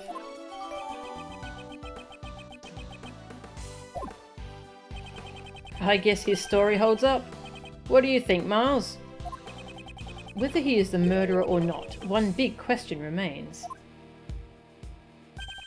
How did Knightley get all the way from his holding cell to the prison? You're right about that. It's a real stumper. And there's something Mr. Sorrett said in his testimony that I'm very concerned about.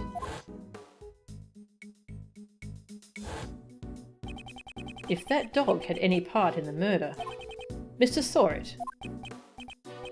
Yes? What is it? Hey, Dashiku, welcome. What's the point of looting a corpse in prison? Well, he mentioned they had their little secret shop thing, so I guess he was going to trade it for something. Were there any other prisoners who didn't see the animal show? Yes, there is only one other that I know of. And this prisoner wouldn't have been able to see the show even if he wanted to, correct? Yes, that's correct. Why do you ask? Just as I thought. I had my suspicions as soon as I saw that black dog. That fiendish criminal. I never expected him to be held here in this prison. Where is his cell? Do you intend to meet him? Him? Who's him? He's a very special man. He receives very special treatment and... Oh, forgive me. I need to watch what I say about him. However, if you value your lives, I would advise you to stay away from him. Hey, cut it out already. You're giving me the creeps. A puppet master in the shadows, huh? Yeah, I still value my life. He's being held in the special cell. Over there. In that direction.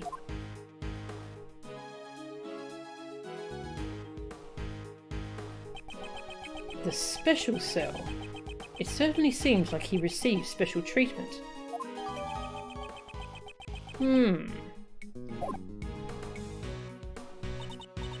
Well, so just who is this him anyway?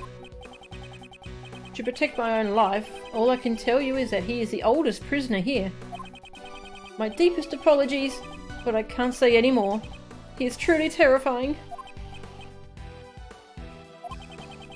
Care to fill me in? It feels like you're leaving Uncle Ray behind here. He is someone I knew in the past. Let's head for the special cell. I believe that black dog should be there as well. Okay. I should probably... This is a good stopping point, but I really want to know who this is. Yeah, I'm wondering if it's Von Karma as well? Oh yeah, you can turn off closed captions. I'm still figuring out what I want to do with the closed captions, because these ones are really inaccurate. Also, you can move them around if you do use them, like you click and drag and you move them wherever you want, which is pretty cool. What is the time? My throat is getting pretty sore though. What if... Okay, we're saving it here. What if I just go to see who it is and then I stop playing? How about that? Yeah, let's just go see who it is and then next time I'll actually pick up playing.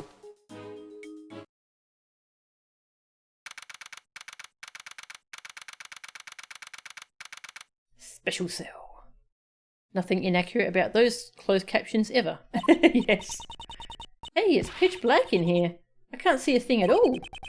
Aren't you always talking about how the Yatagarasu is able to flap even in the darkest night? Even in the depths of night, when no other bird dares to take flight. One alone soars to shine the light of righteousness on the world's blight. And that one is me, for I am the great thief, Yatagarasu. Oh, that was pretty cool. But still, I can't see what I can't see. I'm still just a human. Eek! Ugh! Mr. Edgeworth, I presume? I don't remember Manfred being associated with a black dog. That voice. It can only be. It has been far too long. So you still remember me? It would be impossible to forget, because it was you who did what none could do, and placed me here in this cell. Hello, cat. Cleo's come to say hello. Don't tell me that the dog is talking to you, Mr. Edgeworth. Is there someone else there? I can't see anything, though. Down, boy. It is rude to frighten the visitors. Here, allow me to illuminate this dark room.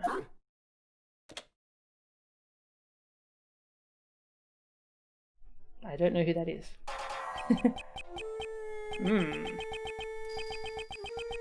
Okay, I don't think this is someone we've met before. Interesting. And he's got boss on his shirt. Alright, well, I really need to stop playing because my throat is very sore. So we'll find out who this is next time, I suppose.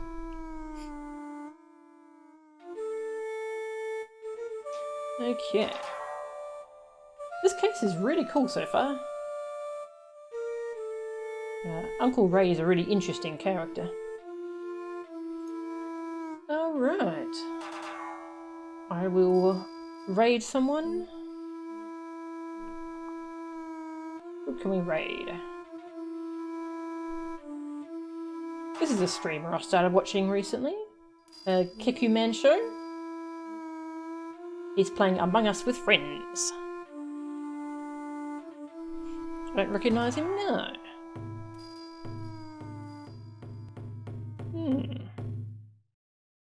Am I supposed to? Well, we'll find out next time. Alright, thank you all very much for watching. Let's see, /raid. Tough name to spell. Kikuman Shoyu. There we go. I think he speedruns Super Metroid actually, but he's playing Among Us at the moment, which is a pretty fun game to watch. So I'll send you all over there. Thank you all very much for watching. I'll see you next time. See ya!